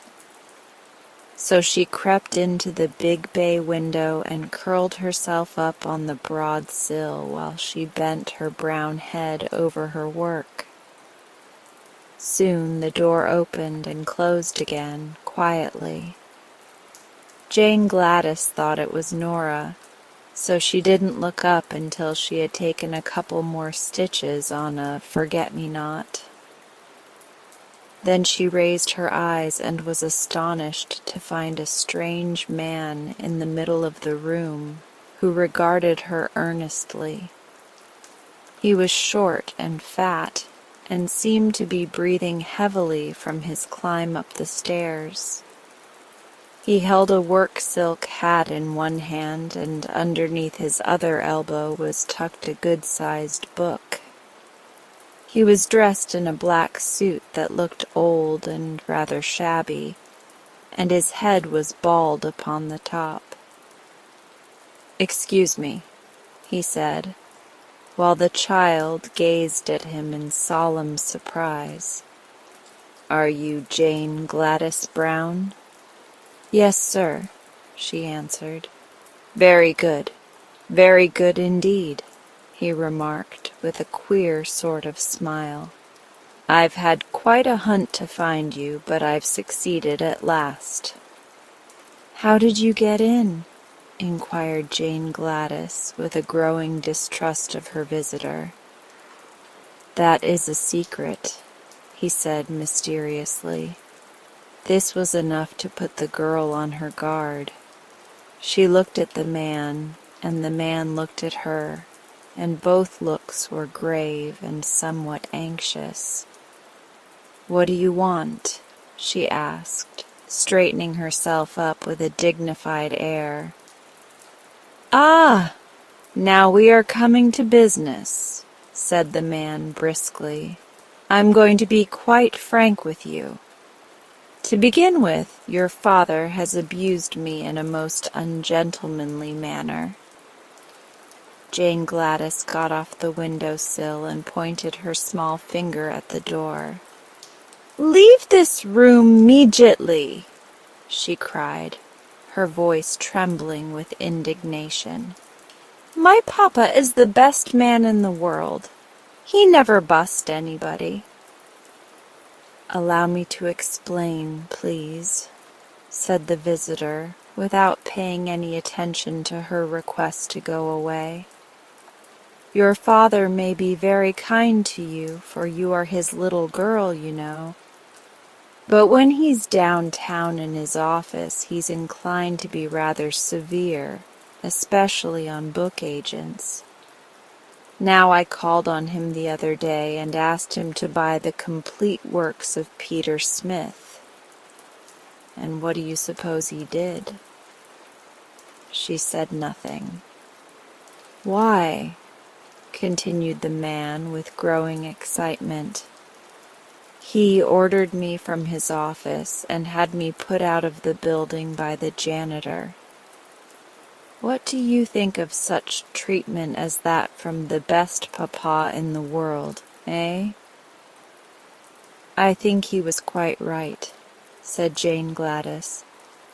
"Oh, you do? Well," said the man, "I resolved to be revenged for the insult. So, as your father is big and strong and a dangerous man, I have decided to be revenged upon his little girl." Jane Gladys shivered. "What are you going to do?" she asked. "I'm going to present you with this book," he answered, taking it from under his arm. Then he sat down on the edge of a chair, placed his hat on the rug and drew a fountain pen from his vest pocket. "I'll write your name in it," said he. "How do you spell Gladys?" "Gladys," she replied. "Thank you. Now this," he continued, rising and handing her the book with a bow, "is my revenge for your father's treatment of me. Perhaps he'll be sorry he didn't buy the complete works of Peter Smith. Goodbye, my dear." He walked to the door, gave her another bow, and left the room, and Jane Gladys could see that he was laughing to himself as if very much amused. When the door had closed behind the queer little man, the child sat down in the window again and glanced at the book. It had a red and yellow cover, and the word "Thingamajigs" was across the front in big letters. Then she opened it, curiously, and saw her name written in black letters upon the first white leaf. He was a funny little man, she said to herself thoughtfully.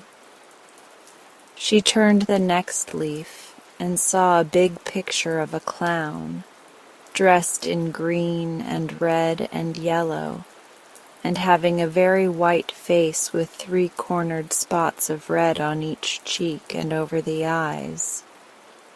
While she looked at this, the book trembled in her hands. The leaf crackled and creaked, and suddenly the clown jumped out of it and stood upon the floor beside her, becoming instantly as big as any ordinary clown. After stretching his arms and legs and yawning in a rather impolite manner, he gave a silly chuckle and said, "This is better. You don't know how cramped one gets standing so long upon a page of flat paper." Perhaps you can imagine how startled Jane Gladys was, and how she stared at the clown who had just leaped out of the book. "You didn't expect anything of this sort, did you?" he asked, leering at her in clown fashion. Then he turned around to take a look at the room, and Jane Gladys laughed in spite of her astonishment. "What amuses you?" demanded the clown. "Why, the back of you is all white," cried the girl. "You're only a clown in front of you." "Quite likely," he returned in an annoyed tone. "The artist made a front view of me. He wasn't expected to make the back of me, for that was against the page of the book." "But it makes you look so funny," said Jane Gladys, laughing until her eyes were moist with tears. The clown looked sulky and sat down upon a chair so she couldn't see his back. "I'm not the only thing in the book," he remarked crossly. This reminded her to turn another page, and she had scarcely noted that it contained the picture of a monkey when the animal sprang from the book with a great crumpling of paper and landed upon the window seat beside her. "Hee hee hee hee hee," chattered the creature, springing to the girl's shoulder and then to the center table. "This is great fun. Now I can be a real monkey instead of a picture of one." "Real monkeys can't talk," said Jane Gladys reprovingly. "How do you know? Have you ever been one yourself?" inquired the animal. And then he laughed loudly, and the clown laughed too, as if he enjoyed the remark. The girl was quite bewildered by this time. She thoughtlessly turned another leaf, and before she had time to look twice, a gray donkey leaped from the book and stumbled from the window seat to the floor with a great clatter. "You're clumsy enough, I'm sure," said the child indignantly, for the beast had nearly upset her. "Clumsy? And why not?" demanded the donkey with angry voice. "If the fool artist had drawn you out of perspective as he did me, I guess you'd be clumsy yourself." "What's wrong with you?" asked Jane Gladys. "My front and rear legs on the left side are nearly 6 inches too short. That's what's the matter. If that artist didn't know how to draw properly, why did he try to make a donkey at all?" "I don't know," replied the child, seeing an answer was expected. "I can hardly stand up," grumbled the donkey, "and the least little thing will topple me over." "Don't mind that," said the monkey, making a spring at the chandelier and swinging from it by his tail until Jane Gladys feared he would knock all the globes off. "The same artist has made my ears as big as that clown's, and everyone knows a monkey hasn't any ears to speak of, much less to draw." "He should be prosecuted," remarked the clown gloomily. "I haven't any back." Jane Gladys looked from one to the other with a puzzled expression upon her sweet face, and turned another page of the book. Swift as a flash there sprang over her shoulder a tawny, spotted leopard, which landed upon the back of a big leather armchair and turned upon the others with a fierce movement. The monkey climbed to the top of the chandelier and chattered with fright. The donkey tried to run and straightway tipped over on his left side. The clown grew paler than ever, but he sat still in his chair and gave a low whistle of surprise. The leopard crouched upon the back of the chair, lashed his tail from side to side, and glared at all of them by turns, including Jane Gladys. "Which of us are you going to attack first?" asked the donkey, trying hard to get upon his feet again. "I can't attack any of you," snarled the leopard. "The artist made my mouth shut so I haven't any teeth, and he forgot to make my claws. But I'm a frightful-looking creature nevertheless, am I not?" "Oh, yes," said the clown indifferently. "I suppose you're frightful-looking enough. But if you have no teeth nor claws, we don't mind your looks at all." This so annoyed the leopard that he growled horribly, and the monkey laughed at him.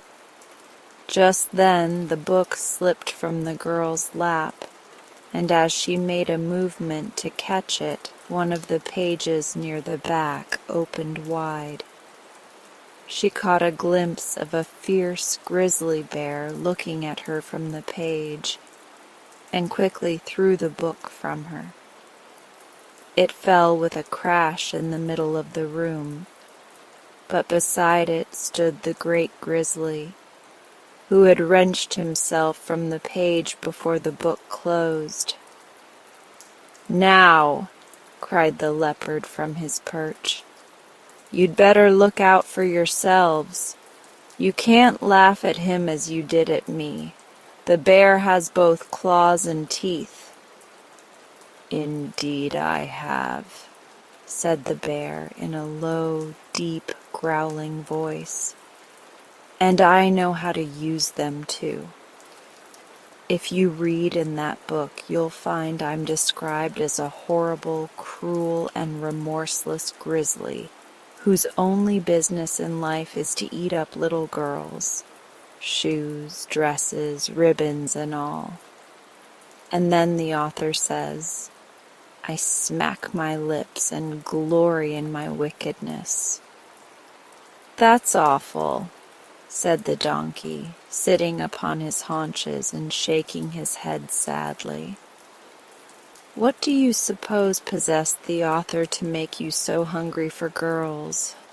Do you eat animals also?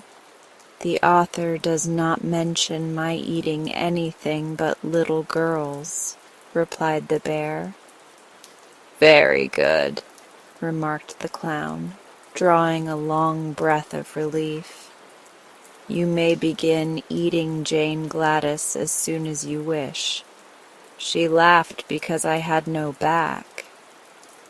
And she laughed because my legs are out of perspective, brayed the donkey. But you also deserve to be eaten, screamed the leopard from the back of the leather chair. For you laughed and poked fun at me because I had no claws nor teeth. Don't you suppose, Mr. Grizzly, you could manage to eat a clown, a donkey, and a monkey after you finish the girl? Perhaps so, and a leopard into the bargain, growled the bear. It will depend on how hungry I am, but I must begin on the little girl first because the author says I prefer girls to anything. Jane Gladys was much frightened on hearing this conversation, and she began to realize what the man meant when he said he gave her the book to be revenged. Surely Papa would be sorry he hadn't bought the complete works of Peter Smith when he came home and found his little girl eaten up by a grizzly bear, shoes, dress, ribbons, and all. The bear stood up and balanced himself on his rear legs. This is the way I look in the book, he said. Now watch me eat the little girl. He advanced slowly toward Jane Gladys, and the monkey, the leopard, the donkey, and the clown all stood around in a circle and watched the bear with much interest. But before the grizzly reached her, the child had a sudden thought and cried out, Stop! You mustn't eat me. It would be wrong. Why? Asked the bear in surprise. Because I own you. You're my private property, she answered. I don't see how you make that out, said the bear in a disappointed tone. Why, the book was given to me. My name's on the front leaf, and you belong by rights in the book, so you mustn't dare to eat your owner. The grizzly hesitated. Can any of you read? He asked. I can, said the clown. Then see if she speaks the truth. Is her name really in the book? The clown picked it up and looked at the name. It is, said he. Jane Gladys Brown, and written quite plainly in big letters. The bear sighed. Then of course I can't eat her, he decided. That author is as disappointing as most authors are. But he's not as bad as the artist, exclaimed the donkey, who was still trying to stand up straight. The fault lies with yourselves, said Jane Gladys severely.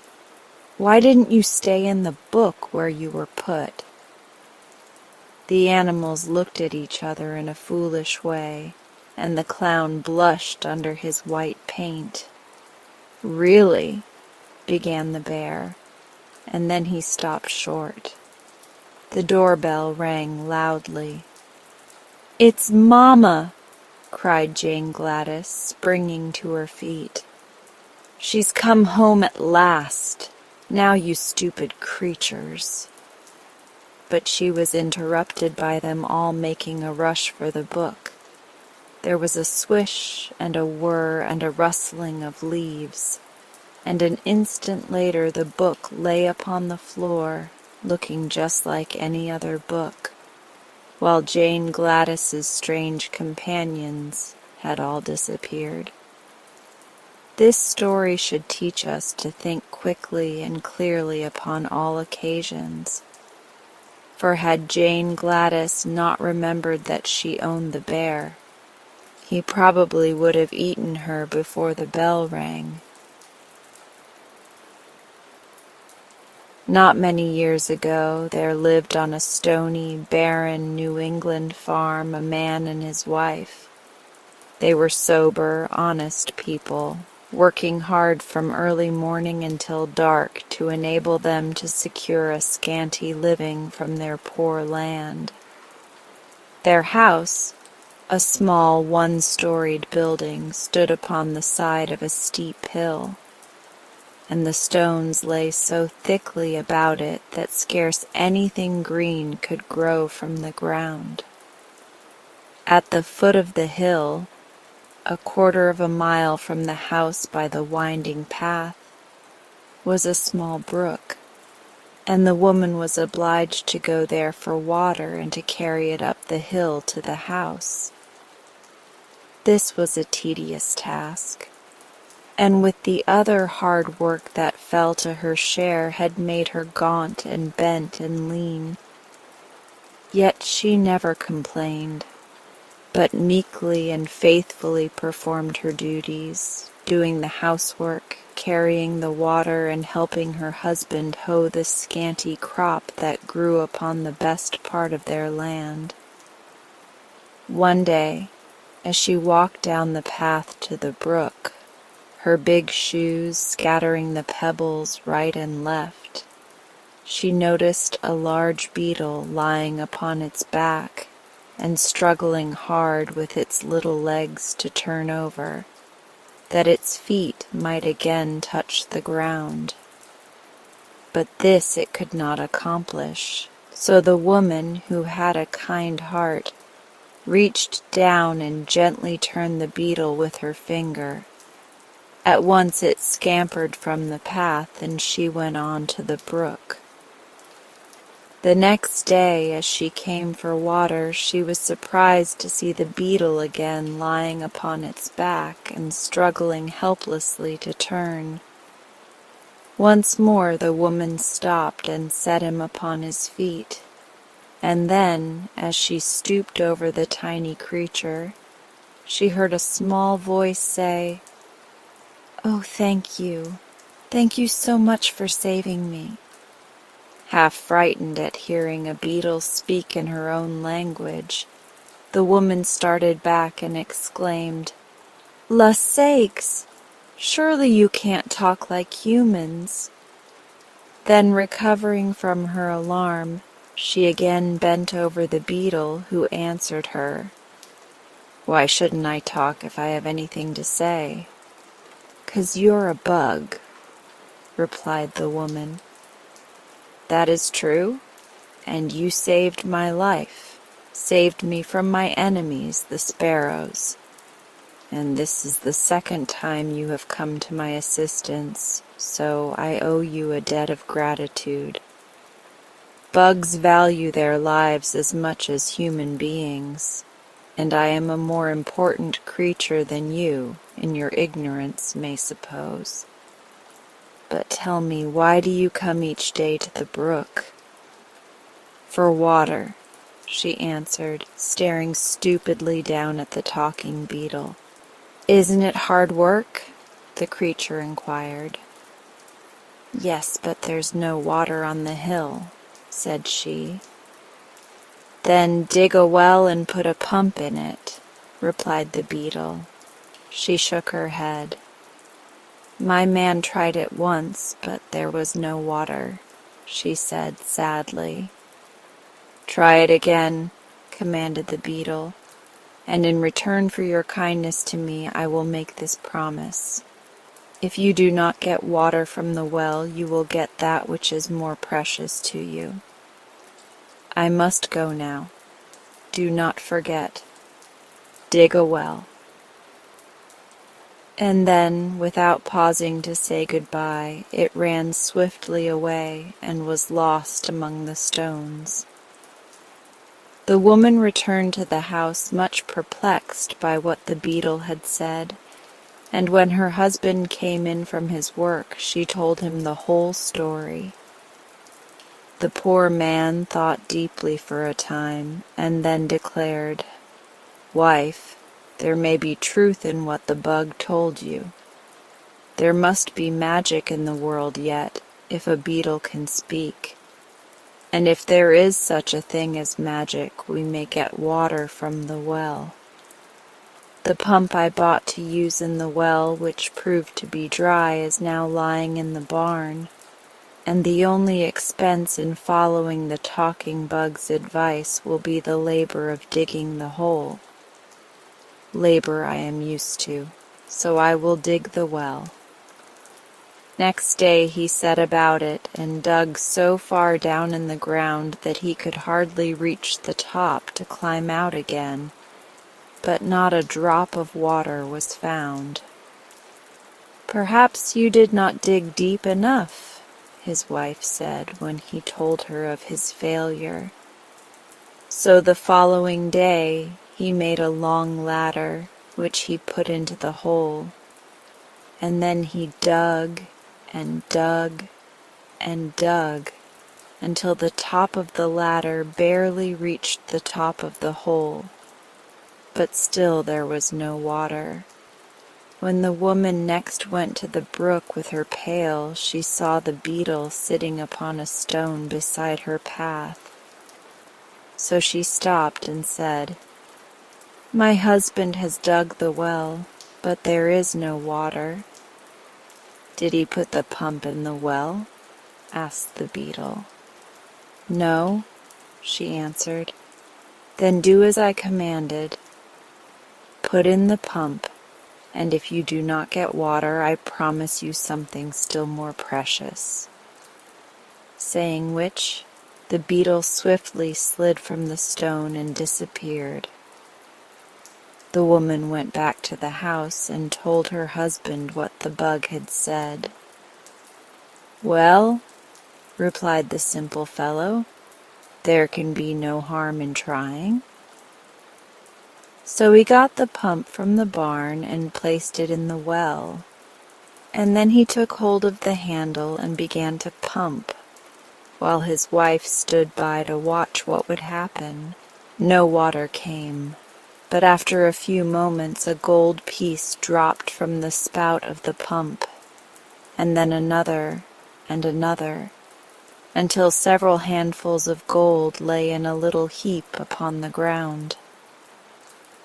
The man stopped pumping then, and ran to help his wife gather the gold pieces into her apron, but their hands trembled so greatly through excitement and joy that they could scarcely pick up the sparkling coins. At last she gathered them close to her bosom, and together they ran to the house, where they emptied the precious gold upon the table and counted the pieces. All were stamped with the design of the United States Mint and were worth $5 each. Some were worn and somewhat discolored from use, while others seemed bright and new, as if they had not been much handled. When the value of the pieces was added together, they were found to be worth $300. Suddenly the woman spoke. "Husband, the beetle said truly when he declared we should get something more precious than water from the well. But run at once and take away the handle from the pump, lest anyone should pass this way and discover our secret." So the man ran to the pump and removed the handle, which he carried to the house and hid underneath the bed. They hardly slept a wink that night, lying awake to think of their good fortune and what they should do with their store of yellow gold. In all their former lives they had never possessed more than a few dollars at a time, and now the cracked teapot was nearly full of gold coins. The following day was Sunday, and they arose early and ran to see if their treasure was safe.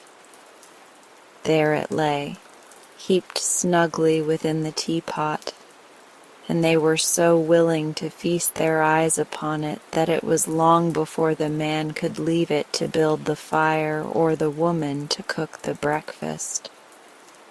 While they ate their simple meal, the woman said, "We will go to church today and return thanks for the riches that have come to us so suddenly, and I will give the pastor one of the gold pieces." "It is well enough to go to church," replied her husband, "and also to return thanks. But in the night I decided how we will spend all our money, so there will be none left for the pastor."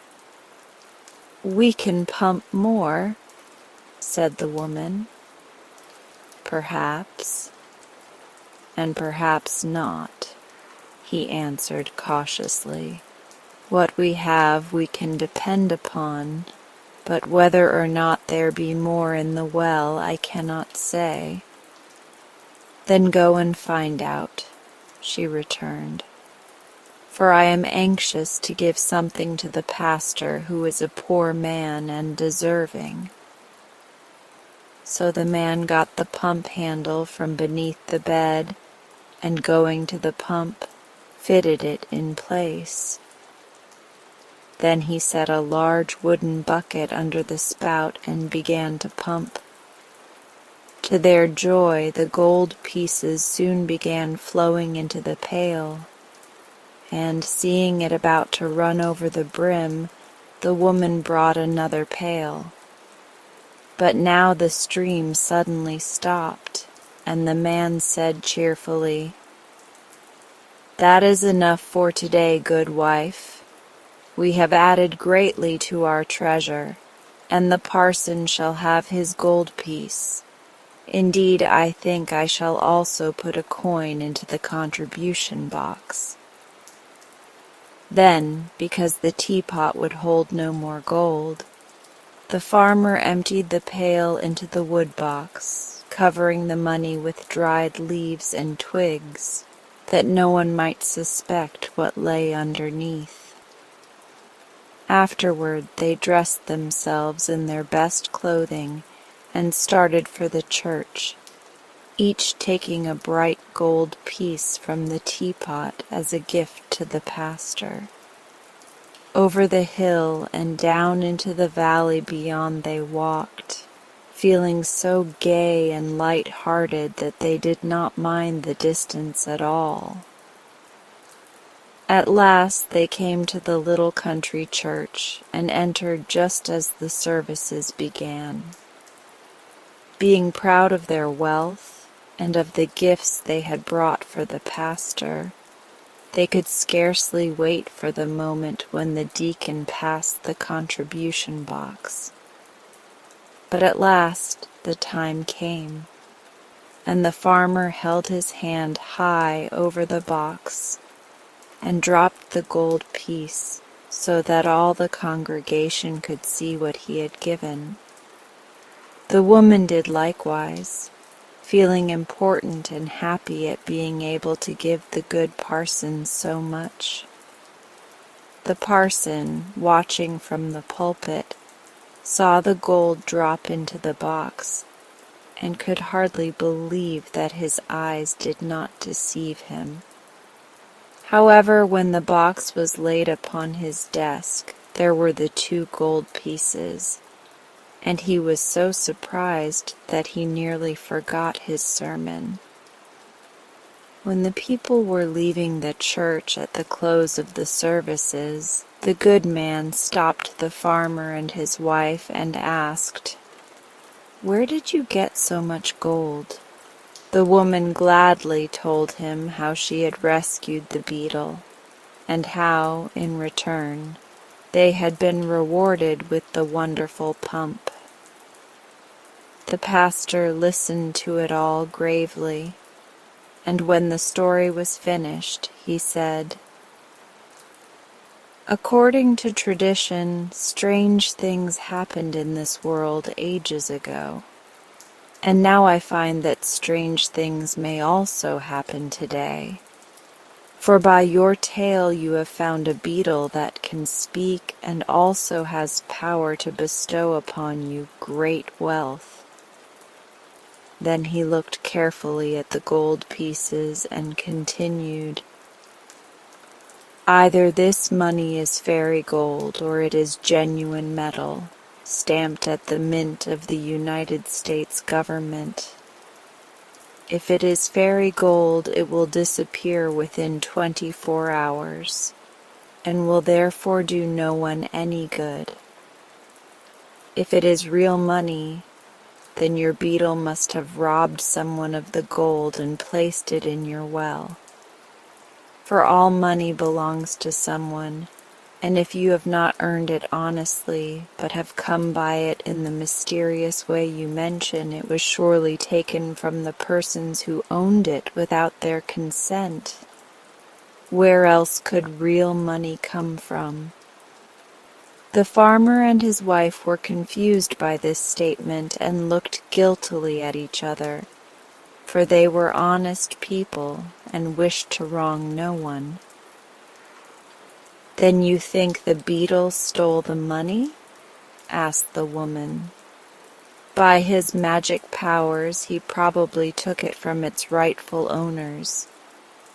Even bugs which can speak have no consciences and cannot tell the difference between right and wrong. With a desire to reward you for your kindness, the beetle took from its lawful possessors the money you pumped from the well." "Perhaps it really is fairy gold," suggested the man. "If so, we must go to the town and spend the money before it disappears." "That would be wrong," answered the pastor, "for then the merchants would have neither money nor goods. To give them fairy gold would be to rob them." "What then shall we do?" asked the poor woman, wringing her hands with grief and disappointment. "Go home and wait until tomorrow. If the gold is then in your possession, it is real money and not fairy gold. But if it is real money, you must try to restore it to its rightful owners. Take also these pieces which you have given me, for I cannot accept gold that is not honestly come by." Sadly, the poor people returned to their home, being greatly disturbed by what they had heard. Another sleepless night was passed, and on Monday morning they arose at daylight and ran to see if the gold was still visible. "It is real money after all," cried the man, "for not a single piece has disappeared." When the woman went to the brook that day, she looked for the beetle, and sure enough, there he sat upon the flat stone. "Are you happy now?" asked the beetle, as the woman paused before him. "We are very unhappy," she answered. "For, although you have given us much gold, our good parson says it surely belongs to someone else, and was stolen by you to reward us." "Your parson may be a good man," returned the beetle with some indignation, "but he certainly is not overwise. Nevertheless, if you do not want the gold, I can take it from you as easily as I gave it." "But we do want it," cried the woman fearfully. "That is," she added, "if it is honestly come by." "It is not stolen," replied the beetle sulkily, "and now belongs to no one but yourselves. When you saved my life, I thought how I might reward you, and knowing you to be poor, I decided gold would make you happier than anything else. You must know," he continued, "that although I appear so small and insignificant, I am really king of all the insects, and my people obey my slightest wish. Living as they do close to the ground, the insects often come across gold and other pieces of money which have been lost by men and have fallen into cracks or crevasses, or become covered with earth or hidden by grass or weeds. Whenever my people find money in this way, they report the fact to me, but I have always let it lie, because it could be of no possible use to an insect. However, when I decided to give you gold, I knew just where to obtain it without robbing any of your fellow creatures. Thousands of insects were at once sent by me in every direction to bring the pieces of lost gold to this hill. It cost my people several days of hard labor, as you may suppose. But by the time your husband had finished the well, the gold began to arrive from all parts of the country, and during the night my subjects dumped it all into the well, so you may use it with a clear conscience, knowing that you wrong no one." This explanation delighted the woman, and when she returned to the house and reported to her husband what the beetle had said, he also was overjoyed. So they at once took a number of the gold pieces and went to the town to purchase provisions and clothing, and many things of which they had long stood in need. But so proud were they of their newly acquired wealth that they took no pains to conceal it. They wanted everyone to know they had money, and so it was no wonder that when some of the wicked men in the village saw the gold, they longed to possess it themselves. "If they spend this money so freely," whispered one to another, "there must be a great store of gold at their home." "That is true," was the answer. "Let us hasten there before they return and ransack the house." So they left the village and hurried away to the farm on the hill, where they broke down the door and turned everything topsy-turvy until they had discovered the gold in the wood box and the teapot. It did not take them long to make this into bundles, which they slung upon their backs and carried off, and it was probably because they were in a great hurry that they did not stop to put the house in order again. Presently the good woman and her husband came up the hill from the village with their arms full of bundles, and followed by a crowd of small boys who had been hired to help carry the purchases. Then followed others, youngsters and country louts, attracted by the wealth and prodigality of the pair, who from simple curiosity trailed along behind like the tail of a comet and helped swell the concourse into a triumphal procession. Last of all came Guggins, the shopkeeper, carrying with much tenderness a new silk dress which was to be paid for when they reached the house, all the money they had taken to the village having been lavishly expended. The farmer, who had formerly been a modest man, was now so swelled with pride that he tipped the rim of his hat over his left ear and smoked a big cigar that was fast making him ill. His wife strutted along beside him like a peacock, enjoying to the full the homage and respect her wealth had won from those who formerly deigned not to notice her, and glancing from time to time at the admiring procession in the rear. But alas for their newborn pride! When they reached the farmhouse, they found the door broken in, the furniture strewn in all directions, and their treasure stolen to the very last gold piece. The crowd grinned and made slighting remarks of a personal nature, and Guggins, the shopkeeper, demanded in a loud voice the money for the silk dress he had brought. Then the woman whispered to her husband to run and pump some more gold while she kept the crowd quiet, and he obeyed quickly.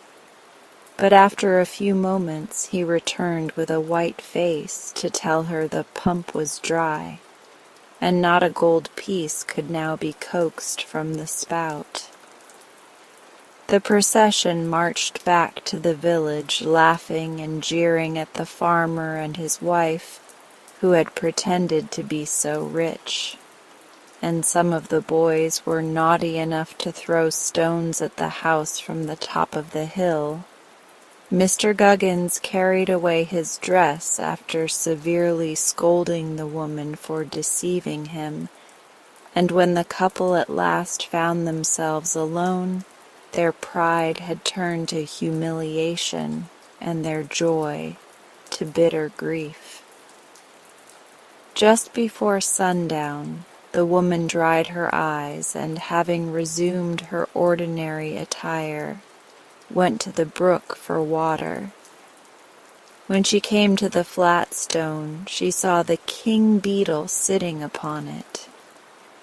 "The well is dry," she cried out angrily. "Yes," answered the beetle calmly. "You have pumped from it all the gold my people could find." "But we are now ruined," said the woman, sitting down in the path beginning to weep. "For robbers have stolen from us every penny we possessed." "I'm sorry," returned the beetle, "but it is your own fault. Had you not made so great a show of your wealth, no one would have suspected you possessed a treasure or thought to rob you. As it is, you have merely lost the gold which others have lost before you. It will probably be lost many times more before the world comes to an end." "But what are we to do now?" she asked. "What did you do before I gave you the money?" "We worked from morning till night," said she. "Then work still remains for you," remarked the beetle composedly. "No one will ever try to rob you of that, you may be sure." And he slid from the stone and disappeared for the last time.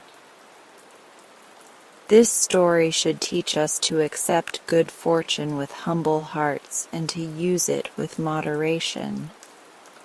For had the farmer and his wife resisted the temptation to display their wealth ostentatiously, they might have retained it to this very day.